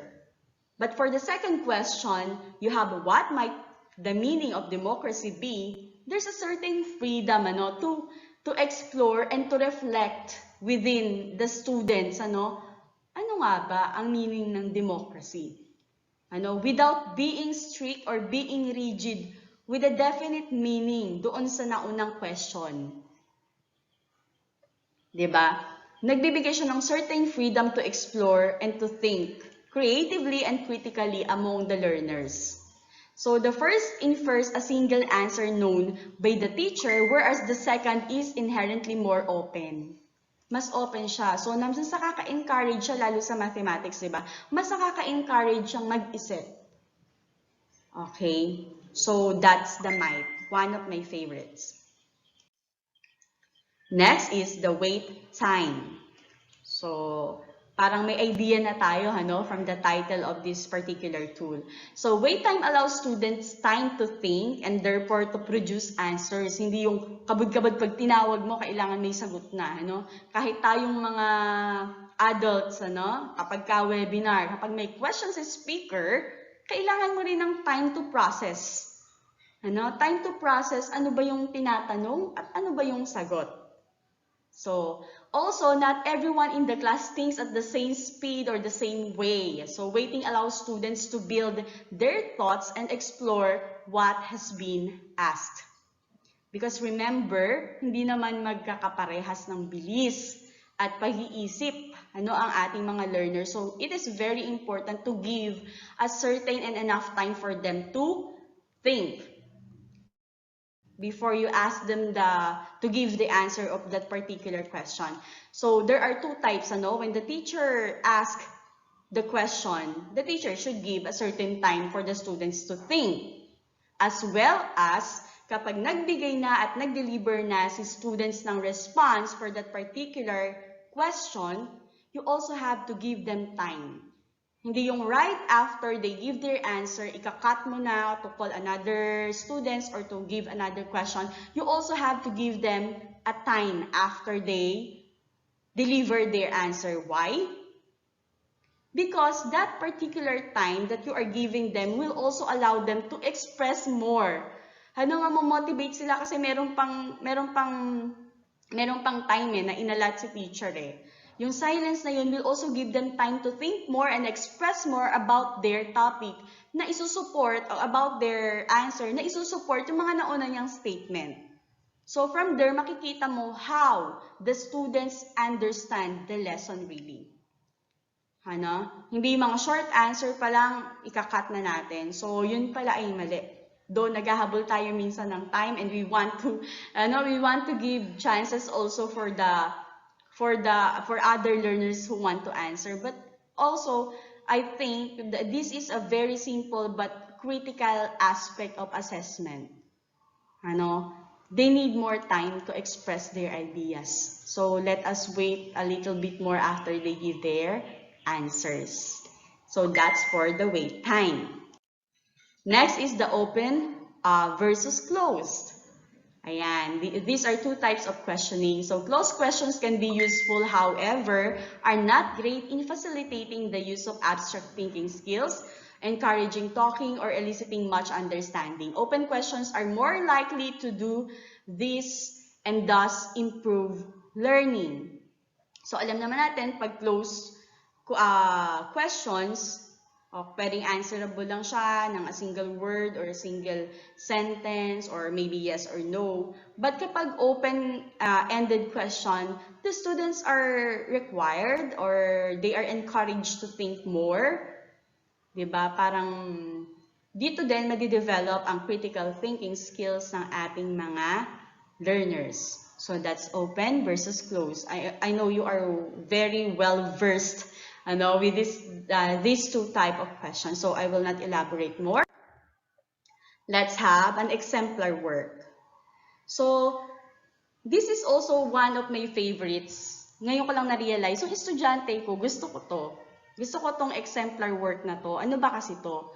So si teacher, dapat magbibigay siya ng example sa mga estudyante bago siya magbigay ng activity. Bakit? Una, para alam ng estudyante ano ba yung ina-expect ni teacher na maging output namin. Ano ba yung gusto ni teacher mangyari? Baka mamaya describe si teacher, iba pala yung perception ng bata. So maganda, nakikita talaga nila yung original work na gusto mo. And also, hindi lang yon kapag nagbigay ka ng exemplar work, of course, hindi naman pwedeng hindi perfect yung maipakita mo. And from there, pwedeng mag-conclude sila learners na, dito sa area na to or dito sa aspect na to ay dapat mas bigyan ng pansin. So, dun pa lang makikita na ni learner agad ano-ano yung mga points na hinahanap pa para maging maganda yung kanilang gagawin na project. So, that's for exemplar work. Next is student marking. So, by taking part in the process of assessment, students gain a deeper understanding of topics, the process of assessment, and what they are doing in their own work. This helps to make them more aware of what learning is and thus see their own learning in this way. So, yung marka nung sarili nilang gawa o pag-assess nung sarili nilang gawa. A student could do self or peer mark homework or assessment. So one of the advantages kapag self-assessment is that they could directly reflect on what they are lacking or kung ano yung kulang doon sa kanilang ginawa. Sa peer mark homework or assessment naman, pwede lang makita dito yung weakness or yung strength nung gawa ng iba that they could also apply in their own work. The next one is making aims clear. So put lesson objectives on the board at the beginning of the lesson. So if this is not possible during pandemic, di ba doon naman sa ating mga modules and ADMs, mayroon naman nakalagay na lesson objectives. So importante din na makikita yun ni learners and importante din na explain natin sa kanila na they should know the objectives of the lesson before beginning to answering their modules. Talk to students about why they are studying, what they are studying. So contextualize short-term aims in long-term aims. And check with students that they are clear about check with students if they are clear about the aims of the lesson. So ano yung sinasabi natin kanina na we have to explain to them that these short-term aims or the objectives of the lesson has something to do with the long-term aims of the lesson. So kailangan i-explain mo sa kanila na this part or this particular lesson has something to do para ma-understand nila yung mga susunod pa na lessons and para ma-gain nyo talaga ano yung goal nung ating subject for this particular school year, for example. So that's making aims clear. Kailangan malinaw yan sa kanila. Next is lesson target setting. So make the lesson more purposeful for the students by setting targets at the beginning about what you and the class are going to do.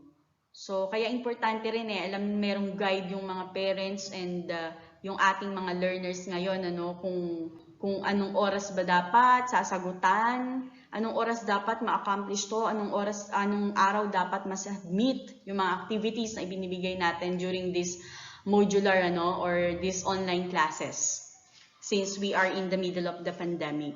But of course, if we are in the regular class, so mas madali ito kasi si teacher mismo and in detailed may explain niya what is the how do we set targets of the lesson and the activities as well inside that particular lesson. So students could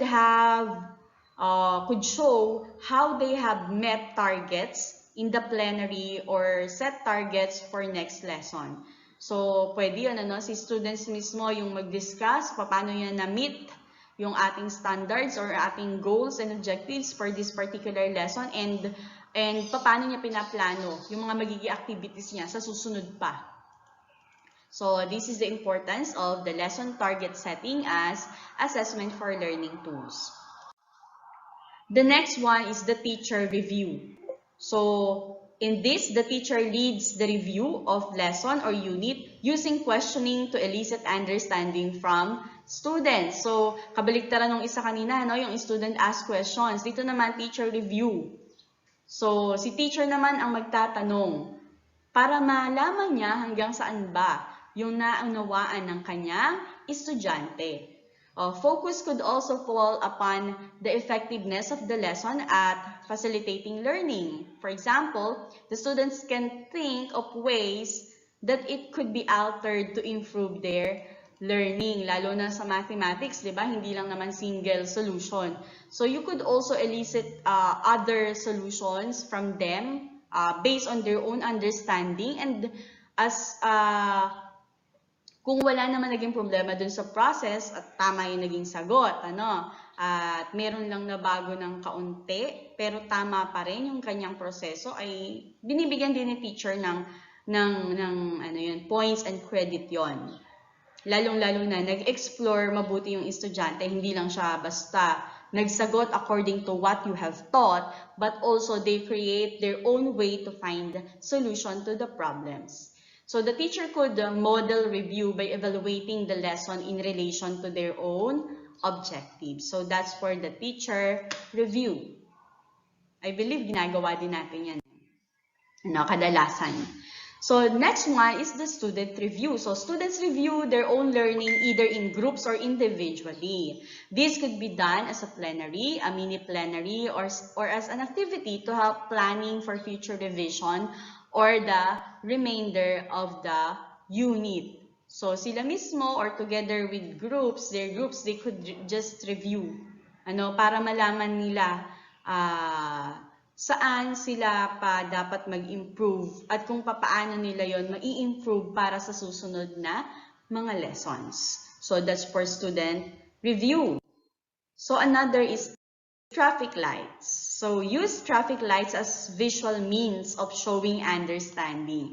So example nito, students have red, amber, and green cards which they show on their desk or in the air. Kunyari, i-erase nila. Pagka red, that means they don't understand para hindi rin magulo. Pag green, they totally get it. Pagka siguro yung amber, yung nasa middle na light lang, or yung card lang na yon na hawak nila, ibig sabihin, there are slight confusion. So maybe they need more example or more explanation with regards to that particular topic that you are discussing. So students self-assess using traffic lights. So sila mismo, naunawaan ko ba? Hindi ko ba naunawaan? May question ba ako? Sila mismo, na-assess nila yung sarili nila. Paano at gaano na yung kanilang pagkatuto for that particular lesson. So the teacher could then record this visually in their mark book. So peer assess, presentation, etc. with traffic lights. So that's for the traffic lights. Pag nakita mo, puro red yung tinaas. Syempre, I think you need some, with regards to your teaching. Kailangan mo pa sigurong dagdagan yung mga binigay mong examples, lalo na sa math. So, pero pag nakita mo sa green, masarap na sa mata yun, kung may kaunti lang na red or amber. So, yon, dun pa lang makikita mo na how they really understand and how they assess their own learning. Baka mamaya puro green pala, pero wala namang nasasagot. You have to guide these students also. The next one is the self-assessment target. So in this, students give themselves target based on their self-assessment. So sila mismo yung nagsiset ng kanilang target based sa kanilang self-assessment. These learning goals could be recorded somewhere and revisited. So kailangan hindi lang sila basta nag-self-assess at nag-set sila ng kanilang mga target. Kung hindi, meron silang proper recording noon para alam nila, balikan, nagawa ko ba? Or inulit ko ba yung pagkakamali nung pagkaka-self-assess ko nung nakaraang linggo or nakaraang lesson? So, meron silang records na babalikan. So, that's for the self-assessment targets. Ito, ginawa namin to sa Mayor exam during our course, the 2 stars and a wish. So, for peer assessment, ask students to give 2 stars and a wish. 2 stars means the 2 things that they are good about the piece of work. Ano ba yung strengths? And yung wish is something that they can improve to make it even better. So, this one can also be used for self-assessment. Dun sa 2 stars, ano ba yung na-appreciate nila dun sa ginawa nila? Ano ba yung na-appreciate nila doon sa activity na ibinigay mo sa kanila? Paano nila ginawa yon? Saan nila sa tingin nila yung tamang ginawa nila at strength ng pagkakagawa nila? Pag sinabi namang wish, ano yung gusto pa sana nilang i-improve after that particular activity or dun sa kanilang work, ano pa yung gusto nilang i-improve. So from there, pag binasa mo yun, makikita mo agad, ito ang self-assessment niya, dito siya magaling, at ito ang kailangan niyang i-improve. So dun sa improvement, pwede mo siyang tulungan. Doon sa kanyang strength, pwede mo pa siyang i-encourage more, to do more. Yan, 2 stars and a wish. Also one of my favorites. Next, articulate then answer. So, give students the opportunity to articulate their thinking before answering. Parang it has something to do with time also. So, 30 seconds silent thinking before any answer. They could also have brainstorm in pairs. Pairs for 2 to 3 minutes. Siguro marami na silang ideas na makakome up doon within 2 and 3 minutes. Write some thoughts down before answering. So, kailangan ginaguide din natin sila dyan. Discuss with your neighbor first. So, kasi the more you express your thoughts, minsan, diba, or kadalasan, mas nagiging clear din sa'yo kasi naririnig mo yung sarili mo kung paano mo siya dinideliver. Minsan, at that point pa lang marirealize mo kung may error ka or kung tama talaga yung sinasabi mo. And then also, the feedback of the one who is listening can also contribute to your own understanding regarding on how you answer a particular question. So that's articulate then answer. This is a very good tool for para sa ma-exercise din yung creative and critical thinking through collaboration. And then, we have here the scene setting. So, set the scene for the lesson by using a big open question or problem-solving task that requires abstract thinking skills. So, anticipate responses and follow up so as to work with this through. So, kapag nagbigay ka naman ng question at nagbigay ka ng isang malaking open-ended question, siguro dapat anticipate mo rin ano ba yung mga kayang isagot ng mga estudyante mo.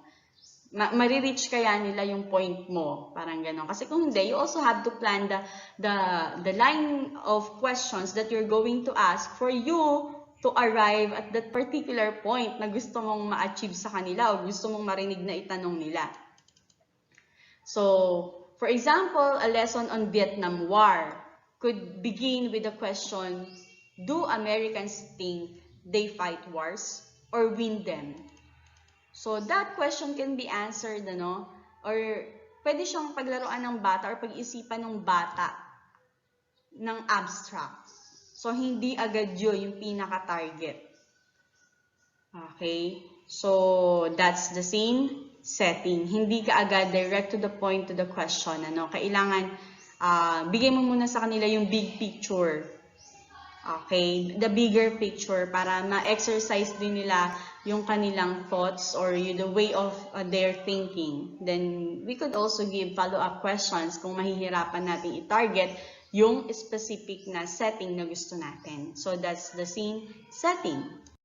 Next is tell your neighbor. So, students tell their neighbor as means of articulating their thoughts, ask questions, give thinking time, and then ask students to tell their neighbors their thoughts. So, mapapractice din dito yung collaboration among the learners, Siyempre, kahit tayo, kapag kami napagsabihan tayo ng ating thoughts, pwedeng may i-correct yung ating listener, pwedeng may ma-add siya. So, that way, mas napapractice yung ating thinking at mas napapolish yung ating thoughts. So, that's tell your neighbor. Next is idea thoughts. When you have received an answer to a question, open up the thinking behind it by asking what others think about the idea. So, hindi siya nalalayo doon sa previous one, So, what do other things about this idea? So, because, diba, 2 heads ay better, than 1. So, ano pa kaya kung mas marami ka mapagtanungan? Kahit naman sa atin, di ba, when we are deciding onto something, sometimes we have to share. We have to share our thoughts, para what do you think about this? Para makahingi ng advice and also to check if we have the same understanding as others. So, that's the idea thoughts. Bouncing. Bounce answers around the room to build on understanding and have students develop a stronger reasoning out of misconceptions. So, example Jimmy, what do you think of Sandra's answer? Sandra, how could you develop Carl's answer to include more details? So, Carl, how might you combine all we've heard into single answer? So, sila-sila rin yung sasagot. We could practice this during online classes. Kasi kapag sa printed modular natin, parang mahihirapan tayong i-practice si bounce. Okay, next is wait and recap. Okay, wait for students to draw out most of the keywords you are asking for and then reframe the question. Asking for a synthesis, which recaps the whole discussion by joining all these words into single coherent answer or paragraph. So kapag narinig mo na yung mga keywords na kailangan mo, siguro makakatulong kapag if you write it down or you tell the students to write it down and then tsaka natin i-reframe yung question para yung maging sagot ay mas kumpleto. Diba? So that's wait and recap. Next is incorrect discussion. So as you can see in the illustration, I'm glad that's the wrong answer. Let's discuss it. So the incorrect answers as a discussion point. So from that particular incorrect answer, makaka-develop ka ng discussion para ma-clarify din yung ibang gray areas na hindi na gets masyado ng estudyante. Rather than dismissing something because it is wrong, di ba? Kunyari, nagpasulat ka sa board, tapos mali, tapos pinahinto mo na kasi alam mong mali na. So, sayang yung opportunity because you can use that particular wrong, incorrect answer to something big or something that you can use, as the discussion. As a discussion point. So, rather than dismissing, entertain natin yon. So, that's interesting. Pwede natin sabihin yon. Oh, that's interesting, but what do you think? Pwede rin tanongin yung mga estudyante para mapagmulan siya ng discussion. Okay. This leads to improving on misconceived reasoning and an atmosphere in which it is okay to be wrong. Diba? Okay lang yon kasi through that incorrect answer, we can come up with something that is clear. Ibig sabihin, from that wrong answer, pwede kang makapagbigay ng mas malinaw na discussion. Bakit ba mali ito? From there, you can explain. And then, devising question. Devise questions that challenge common misconception. Create conflict that requires discussion. Explore ambiguity and encourage discussion and clarification. For example, meron kang dalawang pinagsagot ng same question sa board. The other one follows the steps that you have taught. But the other one made his or her own solution for that particular problem. Diba? We could ask questions. Sino ang tama? May mali ba?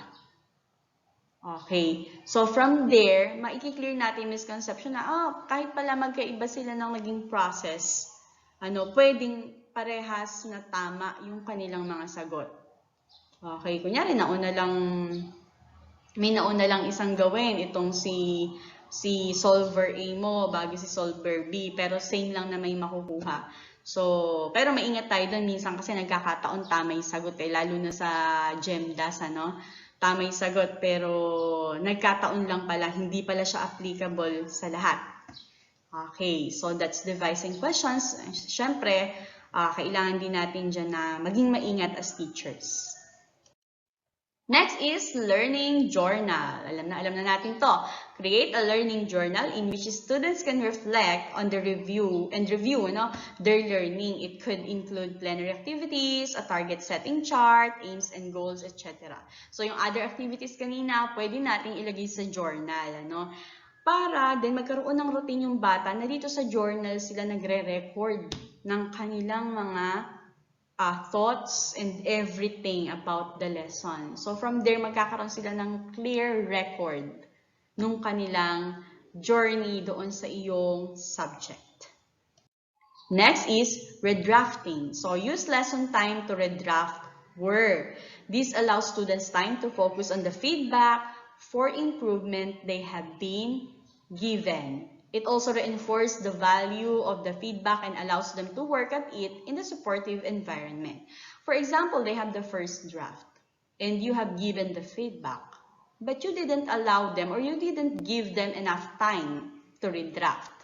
What is the sense of the feedback that you have given them? Wala. Kasi hindi naman nila maa-apply. Diba? So it is very important for them to have a certain time to redraft their work. So if you have more time after redrafting, you could also give another feedback, and another time for them to redraft. Parang from dun sa draft 1 up to draft 3, mapapolish nila. Hindi lang yung gawa nila, but also the understanding that they have regarding that lesson.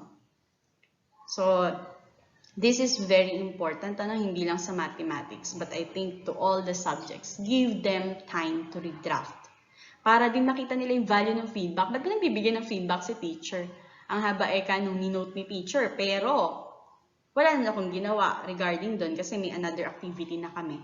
So, kailangan natin yung pagtuunan din ng pansin. Hindi lang basta nakakomply tayo sa feedbacking. Yon. The next one, the key features. So, when designing written tasks to alongside oral work, intend for them to develop and show understanding of the key features of what students have learned. Ano ba yung kanilang mga natutunan? So, yan. Kailangan malinaw sa kanila ano-ano ba yung mga importanteng natutunan nila regarding the lesson. Kasi kung pinalist down mo sa kanila yon at meron silang na-miss, baka kailangan yun ay balikan natin. Okay. Next one is improvement guidance. When making comments on pupils' work, treat them like guidance, showing how the pupil can improve. So develop these by asking students to write in the same way when peer assessing work. So we also have to discuss the notion of guidance and how it differs from other types of behavior. For example, prescription, like that. So, kailangan, syempre, constructive naman, yung ating pagbibigay ng feedback for improvement noong bata. So, kailangan din kapag nagkakaroon sila ng peer assessment, kailangan rin malinaw sa bata on how they will deliver the feedback that they will be giving their co-learners or the other students. So, that's improvement for guidance. Next one, we are very well versed of this, the graphic organizers. Of course, if you are going to ask the learners to use graphic organizer, mas maganda rin may exemplar work, And also, the types of graphic organizer that they will use, kailangan ay malinaw din sa kanila. O kung hindi mo sila bibigyan ng definite kind of the graphic organizer, at least they know how to use these types of graphic organizer. Baka mamaya, Venn diagram ginawa nila kasi favorite nila yung circle, pero hindi naman pala yun yung kailangan ng ating lesson. So, kailangan clear din sa kanila yung idea sa mga graphic organizers. Very good yung graphic organizer, lalo sa mathematics. Show and tell. Yan. Use mini whiteboards so that every student can write and draw their answer and show it to you. Ayan. Alam na alam ko po, ginagawa na natin yan. Show and tell.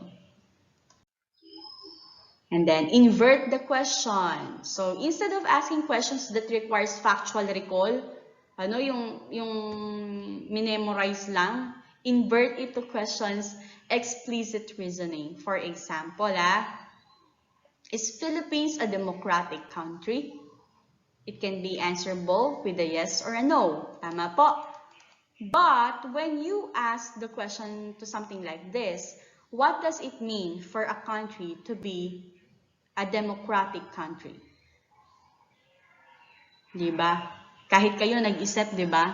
When yung nagbigay ako ng certain time. Di ba? Kaysa yung taas, sagutin lang natin ng yes or no. So, inverting the questions, ano? Parang rephrasing the questions, give more meaning to it. So, let us all be wise, ano, to use the questions that we are asking the students. So, dun ba tayo sa factual lang o dun tayo sa critical? Of course, hindi natin binabaliwala yung the simple type of questions like the first one. Kasi may na-exercise din sa bata dyan, yung kanilang recall. But also, we have to focus also to the critical thinking and creative thinking of the learners as mathematics teachers. So that's the invert the question. I love this one. And then, the feedback sandwich. So, pag sandwich, parang alam na natin, ano? Bread, and then yung palaman, and then yung bread.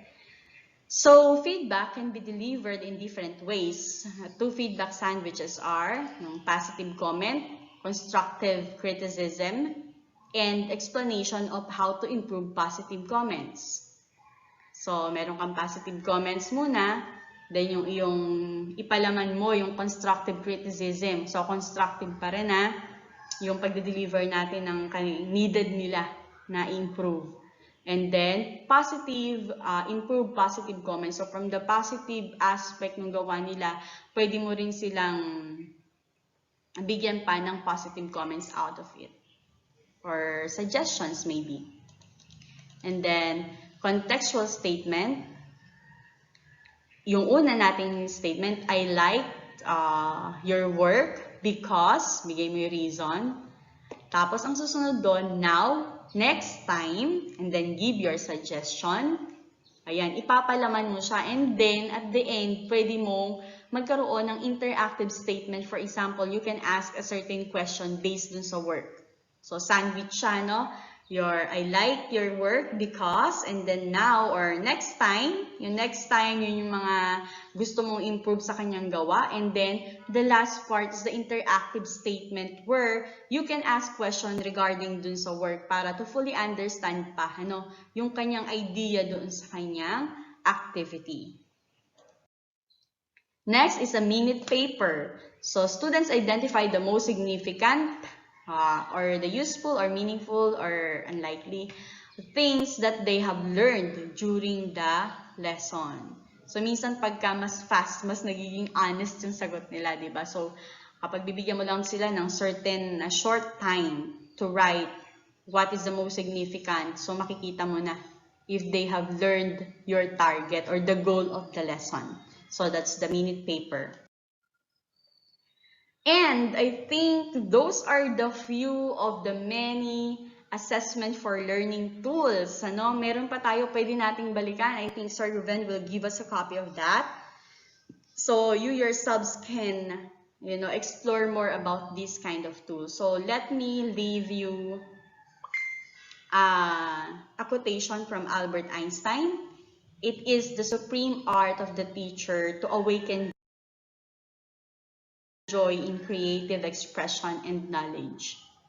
Okay? Let us be the tool for them to express their own thoughts and to be creative and creative enough to give their ideas without shyness, without fear of being wrong. Let us encourage them to practice critical thinking. That will start from their own classroom.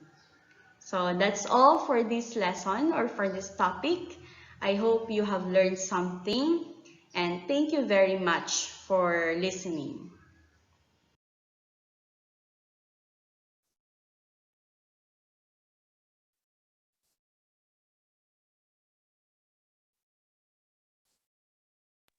Hello, ma'am.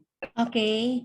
So that is the video shared to us by Ma'am Dayan about the assessment that the rules of the assessment to develop the students' motivation for the learning. So by viewing that video, I hope you have understand that ang dami-dami talaga ng assessment na gagawin. At the same time, ang dami-dami rin naman siyang function or can help our students to develop their learning.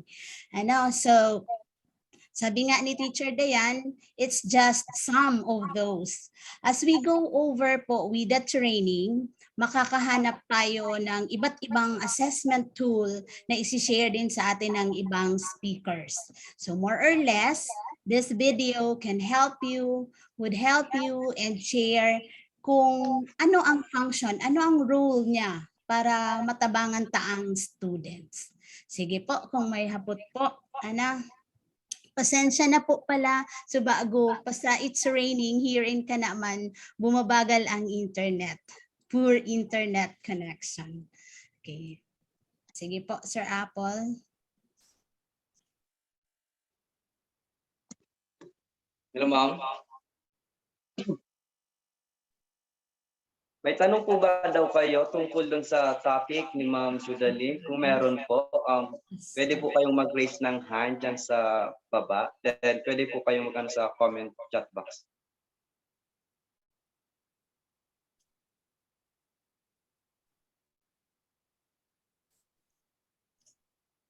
Kung wala naman po, please Sir open Sir Apple, ako po may tanong. So si Ma'am Judah may tanong. Pwede po ba i-share sa kanila yung naka-enumerate na yung mga rules ng assessment para from time to time they can browse it. Okay po, ma'am. Sige, kasi busy man ang mga teacher. Ano po?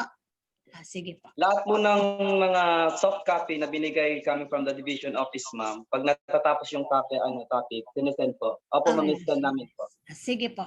I'm sure busy man yan. Mahapot na lang yan mag-browse. Thank you po. Thank you po. Ma'am, before that, ma'am, please open all the webcams of the participants for the picture taking na hali sa Kanakman District ng Magayon. Thank you, Calabanga East. Okay po. Please open your webcam po. Sir Christian, paki-screenshot na lang po. Kunti pa lang po yung naka-webcam, naka-open. Please open your webcam po, please.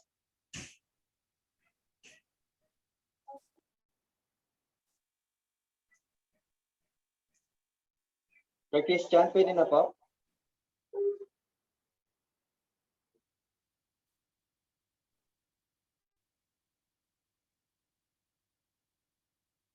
Hello, Sir Christian. Okay na sir, okay na sir. Ma'am Jude, thank you so much po for the time na binigay mo po sa Calabanga East. Thank you so much po. Tautro si Mana dyan naman ko sa Indo. Sa sunod, mas magayon pag face-to-face. Pag may face-to-face, mas magayan. Okay. Sige po. Thank you so much, ma'am. Thank you po. Thank you po.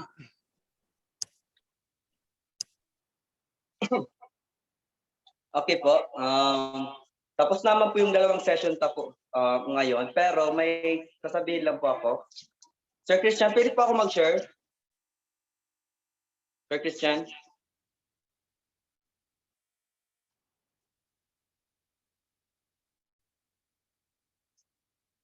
Sige na po, sige na. Sige sir, sige sir. Dahil pa sir. Mas magayon talaga sa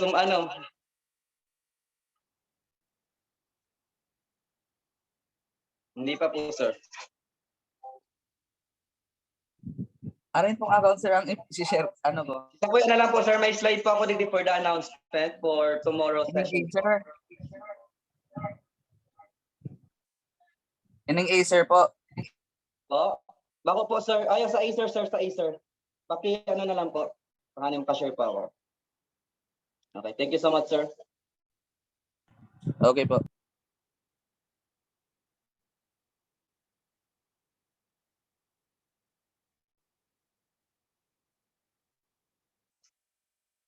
Nakikita na po ba lahat? Mga kamat. Nakikita na po?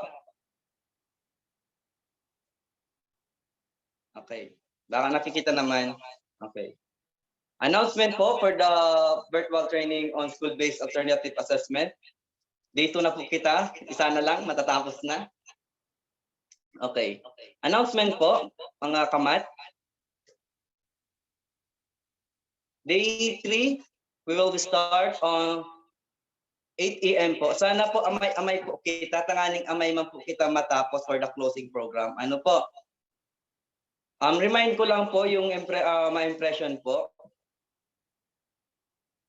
Ma'am Nancy si Binitas po, from hindi ko baga nailing.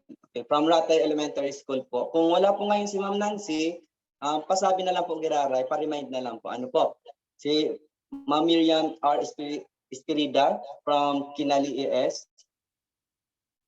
Milani M. Benjamin sa Kagsaw po, pa-remind na din po. At least naka-prepared na sila. Then also Ma'am Rica R. Porteso from Brabud Elementary School. Ano po, pa-remind po sinda po ang ma-impression sa closing program. For the acceptance, Ma'am Jema Ibanyas, Pinada ES. Then for the MOL and introduction of the speaker, Ma'am Maria Teresa B. Pustigo from Kumagingking. Siya po ang ma-MOL. Ma'am, sana po nandiyan ka. Kung wala naman po, sabihan na lang po yung si Ma'am Pustigo po. Ano po? Mga kako-teacher niya sa Kumagingking ES. Si Ma'am Marites Lardisabal from Sibubu. Pa-inform na din po kung wala si Ma'am ngayon. Ang MC ta po sa closing remarks, Ma'am Weng Rowena S. Del Mundo from Ilihan. Then dito po tayo sa cluster. Sa cluster po, honestly, we have more than 180 participants. Maugma po akong ngunya na hapon, active po gabos, more than 100 po kita. As in, yung connection, kahit pa paano, nakikisama. Po. Sa cluster po, sana yung mga team leader, meron na po yung mga output. Kasi po, kung gagawin po natin yun bukas, kaya po siguradong matatagalan tayo. Kaya nag-advance na po ako sa inyo. Papakita ko po yung cluster ulit para hindi na magtatanong yung iba. Okay. Sa day 3 po pala, ang moderator ka si Mama Maria Teresa B. Pustigo, then Mama Rites A. Lardisabal from Sibubu and Kumagingking AS po. This is the cluster para bukas po. Ano po, for the group activity, gagawa po tayo kasi ng assessment sa iba't ibang assessment tools na binigay sa amin ng division office po. From group 1, cluster 1, ulitin ko po, ang school po, Ratay, MY Garza, Binaliw, Binanwaanan, Grande. Ano po? Sir Tupe, sana po meron na po kayong na-prepare na output. Tapos yung lahat ng school nyo po, ay yung lahat ng school nandito, sana po naka-download na po kayo ng Kahoot. Kasi po yung Kahoot, doon po kayo mag-join para po ma-apply natin yung binigay ninyong app, assessment tools, yung apps na ginawa ninyo. Ano po? For the group 2 or the cluster 2, Mangiring, Pinada, Tumagudtod, Ilihan, Sinalin, then also Balumbon. Sir Jason, sana po yung team leader mag-chat po sa kuya through PM po na kung okay na po sa inyong cluster para bukas wala na tayo masyadong problema. Po. For group 3, cluster 3, Pido Malasa, Cagsao, Giasanyes, and Sibubo. Team leaders, Sir Cecilio Pano. For the group 4 or cluster 4, Kumagingking, Pinada, Kumagingking, Kamuning, Binanuan ng Pequeño, Di Gutierrez, Lugsad, Burabot. Sir Christopher Pabico, siya po ang in charge sa cluster 4. Ano po? Ang gagamitin po for the group 1, assessment tools po ninyo, Kahoot. Sana po yung group 1, lahat na po naka-download ng Kahoot. Ano po? For the group 2, lahat po sana ng school maka-download na po ng Mentimeter. Then also group 3 and group 4, mag-download na po kamo ng quizzes. Then for the group 4, Socrative po. Kasi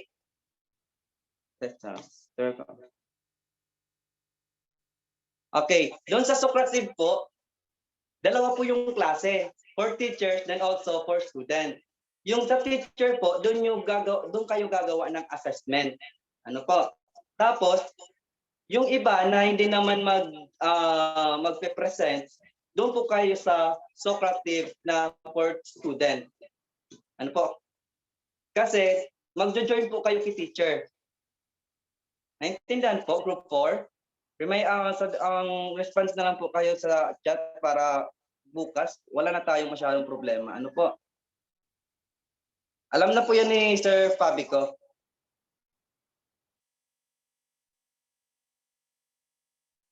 Hello po, may tanong pa po ba?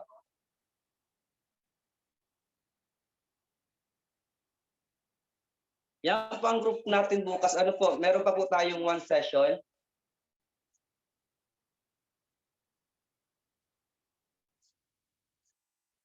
Yes po, Ma'am Cyril. Kayo po yung participant.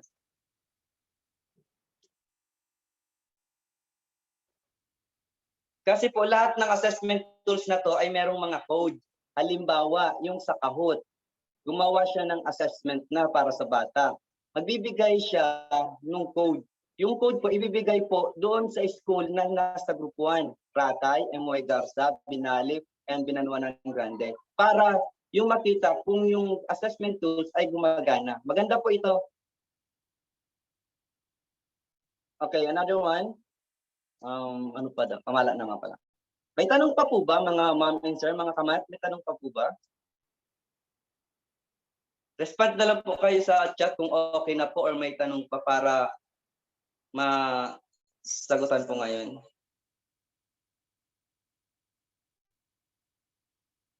Hello?